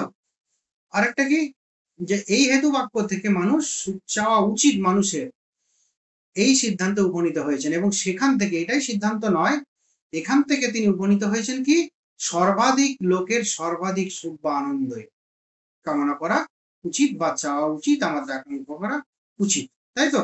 মানুষ যে কামনা করে, যে সুখ চায়, যে আকাঙ্ক্ষা করে, সেটা নিজ সুখ নয়, সেটা অপরের সুখ, এবং এমন কাজ করা উচিত যেটা সর্বাধিক লোকের সর্বাধিক সুখ বা আনন্দ, তাই তো। তো বেন্থামও কিন্তু সর্বাধিক সংখ্যক লোকের সর্বাধিক পরিমাণ সুখ, এই কথাটা বেন্থামও বলেননি। বেন্থাম কিন্তু জাস্ট বলেছেন কি যে মানুষের অপরের সুখও কামনা করা উচিত, তাই তো। সর্বাধিক মানুষের সুখ কামনা করা, কিন্তু সর্বাধিক মানুষের সর্বাধিক সংখ্যক সুখ, সর্বাধিক পরিমাণ সুখ, সেটা কিন্তু মিলই বলেছে। এবং মিল কি করেন না সুখের মধ্যে গুণগত পার্থক্য স্বীকার করেন, তাই তো। ওই যে হ্যাপিনেসের কথা তিনি বলছেন, সুখের মধ্যে গুণগত পার্থক্য তিনি স্বীকার করেন। এবং মানুষ স্বভাবতই আত্মকেন্দ্রিক হয়েও নিজের সুখের দাবি উপেক্ষা করে অপরের সুখ চাওয়ার যুক্তি হিসাবে মিল 3টি যুক্তি দিয়েছেন। এখানে বেন্থাম 4টে যুক্তি দিয়েছেন, তাই তো। 4টে যুক্তি দিয়েছিলেন বেন্থাম। প্রাকৃতিক নিয়ন্ত্রণ, সামাজিক নিয়ন্ত্রণ, রাষ্ট্রীয় নিয়ন্ত্রণ এবং ধর্মীয় নিয়ন্ত্রণের কারণে তিনি বলছেন যে মানুষ অপরের সুখ কামনা করতে বাধ্য হয়। স্বভাবত স্বার্থপর, হ্যাঁ, নিজের সুখ কামনা করলেও এই সকল নিয়ন্ত্রণের কারণে মানুষ অপরের সুখের কথা ভাবতে বাধ্য হয়। এইটা বলছিলেন। মিল বলছেন যে একই কথা, যে স্বভাবত আত্মকেন্দ্রিক, কেন তিনিও আত্মসুখবাদী ছিলেন, তারপর তিনি পরসুখবাদীতে উপনীত হয়েছেন। তো একইভাবে তিনিও বলছেন যে মানুষ আত্মকেন্দ্রিক হলেও নিজের সুখ উপেক্ষা করে পরের সুখের কথা ভাবে। তো সেটা কিসের জন্য না 3টে, এই বিষয়ে তিনি 3টি যুক্তি দিয়েছেন, মানে 3টে কারণের জন্য, যে আত্মনিয়ন্ত্রণের যুক্তি, ন্যায়গত যুক্তি এবং মনস্তাত্ত্বিক যুক্তি, তাই তো। যে 3টে কারণে মানুষ অপরের, তাই তো, সুখ উপেক্ষা করতে পারে না, অপরের সুখ চাইতে বাধ্য হয়। আত্মনিয়ন্ত্রণের যুক্তি, যে এখানে তিনি আর্গুমেন্ট ফ্রম ইন্টারনাল সেকশন, ন্যায়গত যুক্তি লজিক্যাল আর্গুমেন্ট, আর একটা মনস্তাত্ত্বিক যুক্তি, যে আত্মগত সেই নিয়ন্ত্রণ। আত্মগত নিয়ন্ত্রণের যুক্তিটা কি, যে মানুষ যদি সুখেরটা, যে তিনি প্রত্যেক মানুষ নিজের সুখ চাইছে, আমি চাইছি নিজের সুখ, অপরের সবাই নিজের সুখ, এরকম যদি আমরা নিজেকে ভালো করে বিচার করে দেখি যে নিজের সুখ তো বটেই, কিন্তু তার সঙ্গে সঙ্গে আমরা কি চাইছি, অপরের ভালো করতে না চাইলেও আমার মানে নিজের যে মানুষ, নিজের আত্মিক সম্পর্কের যে মানুষ, তাদেরও আমরা ভালো চাই, তাই তো? তো এই দিক দিয়ে তিনি বলছেন কি, প্রত্যেকেই কি করি, নিজের সুখ তো চাই এবং এটা ভাবি যে অপররা যাতে ভালো থাকে। আমি যে ভালো করলাম বা করলাম সেটা বড় কথা নয়, অপরে ভালো থাকে। তো যাই হোক, এইভাবে তিনি দেখিয়েছেন যে প্রত্যেক মানুষ নিজেকে যদি সংযত করে, নিয়ন্ত্রণ করে, মানে সুখ উৎপাদনের প্রতি মন দেয়, তাহলে কি সবাই সুখে থাকবে, সুখ প্রচুর পরিমাণে উৎপন্ন হবে। কেননা তার মতটা হলো কি, মানুষের সর্বাধিক পরিমাণ সুখ, তাই তো? যে অনেকগুলো কাজ আছে, অনেকগুলো কাজের মধ্যে যেটা সর্বাধিক সংখ্যক মানুষের জন্য প্রযোজ্য হবে এবং সর্বাধিক সংখ্যক মানুষের সুখ উৎপাদন করবে, সেটাই। যেটা একটু কম সেটাও বাদ যাবে তার মধ্যে। ন্যায়গত যুক্তি, যে নৈতিক ভাবেও কিন্তু মানুষের কি না, মানুষ যারা একসাথে পাশাপাশি বাস করি, অপরের নিজের সঙ্গে সঙ্গে অপরের ভালো মন্দটাও বোঝাটা দরকার। এটা ন্যায়গত যুক্তি। মনস্তাত্ত্বিক যুক্তি বা সাইকোলজিক্যাল দিক কি, যে মানুষ স্বার্থপর, সবই ঠিক আছে, কিন্তু সাইকোলজিক্যালি মানসিক মানে ভাবে মানুষ কি, মানুষের প্রিয়জন, আত্মীয় পরিজন, তাদের প্রতি মানুষের দয়া মায়া থাকে, তাই তো? সবার প্রতি না থাকবে, তো সেইটুকুই যদি মানুষ ভাবতে শুরু করে, হ্যাঁ, তার ফলে সবাই যদি তার আত্মীয় পরিজন, প্রত্যেক মানুষ যদি তার আত্মীয় পরিজন কথা ভাবতে শুরু করে, তাহলে দেখা যাবে আসলে পুরো সমাজটাই ভালো আছে। যাই হোক, তাহলে আমাদের প্রথম থেকে একবার আমি করি। এক কথা হলো যে হিডোনিজম সুখবাদ, এটাকে দুটো ভাগে ভাগ করা যাবে। একটা হচ্ছে কি, একটা হচ্ছে মনস্তাত্ত্বিক সুখবাদ, মানুষ স্বভাবতই কামনা করে, হ্যাঁ, তাই তো, কি সুখ। এই যে মনস্তাত্ত্বিক সুখবাদ, এর সঙ্গে কি নৈতিক সুখবাদের পার্থক্য একটুখানি, যে নৈতিক দিক থেকে সুখ কামনা করা উচিত, তাই তো? তো এই মনস্তাত্ত্বিক সুখবাদের প্রণেতাকে যে সিরেনিক্স, প্রাচীন গ্রিসে সিরেনিক্স এর বক্তব্যে এরকম মতবাদ পাওয়া যায়। আর নৈতিক আরেকটা কি, যে নৈতিক সুখবাদ মানুষের উচিতার্থক ব্যাপারটা জুড়ে দেওয়া হলো। নৈতিক সুখবাদের দুটো ভাগ বলা হলো, আত্মসুখবাদ এবং পরসুখবাদ। মানুষ স্বভাবত নিজের সুখই কামনা করে, এটা হচ্ছে নৈতিক আত্মসুখবাদ, এবং অপরের সুখের কামনার কথা বলা হচ্ছে কোথায়, পরসুখবাদ। নৈতিক আত্মসুখবাদের দুটো ভাগ, একটা হচ্ছে স্থূল অসংযত নৈতিক আত্মসুখবাদ, যেখানে ইন্দ্রিয় সুখী প্রধান, বুদ্ধির প্রাধান্য নেই, এবং এখানে গুণগত কোনো পার্থক্য নেই, এখানে সুখের এটা হচ্ছে পরিমাণগত। তো এটা কি কার মত না, এটা হচ্ছে সিরেনের অধিবাসী অ্যারিস্টিপাস। ওটা কিন্তু সিরেনিক্স ছিল নাম, এটা সিরেনে একটা জায়গার নাম, সিরেনের অধিবাসী অ্যারিস্টিপাস। এবং এই মতবাদের সঙ্গে চারবাক মতের অনেক মানে মিল লক্ষ্য করা যায়।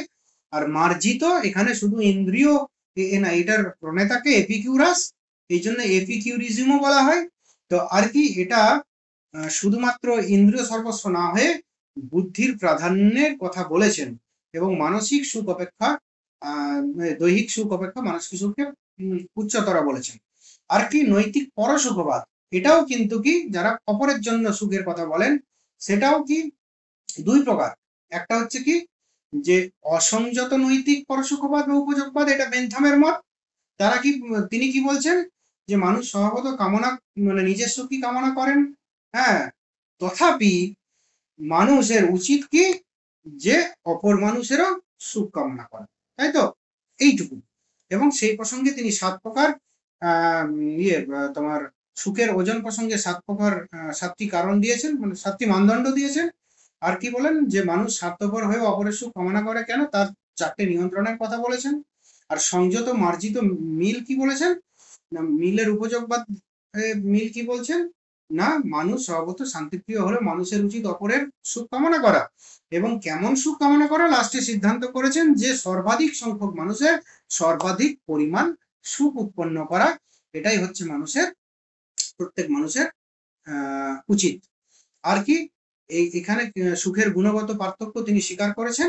আরেকটা কি না, এখানেও তিনি আত্মসুখবাদ থেকে পরসুখবাদী বক্তব্য, মানে স্বভাবতই মানুষ আত্মকেন্দ্রিক হলেও পরের সুখ কামনা করবে কেন, সেই বিষয়ে 3 ধরনের যুক্তি দিয়েছেন। 3টে, একটা আত্মনিয়ন্ত্রণের যুক্তি, আর্গুমেন্ট ফর ইন্টারনাল স্যাংশন, ন্যায়গত যুক্তি লজিক্যাল আর্গুমেন্ট, আর মনস্তাত্ত্বিক যুক্তি সাইকোলজিক্যাল আর্গুমেন্ট। এই কথাগুলোই শুধু মনে রাখো, তাহলে এখানে উপযোগবাদ এবং সুখবাদের যা আসবে তোমরা আশা করছি পেয়ে যাবে। তো যাই হোক, এই পর্যন্ত আশা করছি কারোর কিছু প্রবলেম নেই, যদি থাকে বলতে পারো।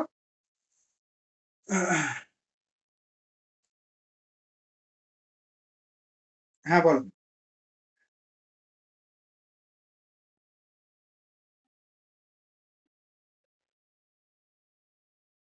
মনস্তাত্ত্বিক সুখবাদ। হুম। একটা হচ্ছে দেখো, একটা হচ্ছে যে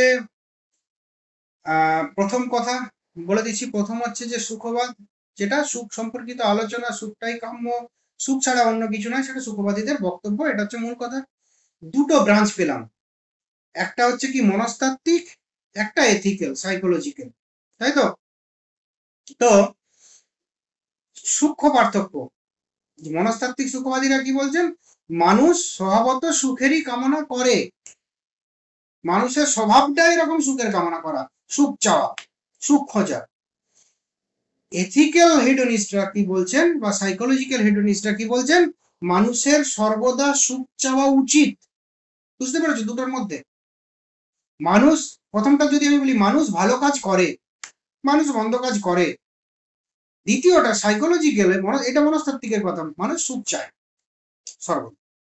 সাইকোলজিক্যালে বা এথিক্যাল হেডোনিজমে বলা হচ্ছে কি, মানুষের সর্বদা সুখ চাওয়াই উচিত, দুঃখ চাওয়া উচিত নয়, সুখই চাওয়া উচিত। বোঝা গেল মানে পার্থক্যটা?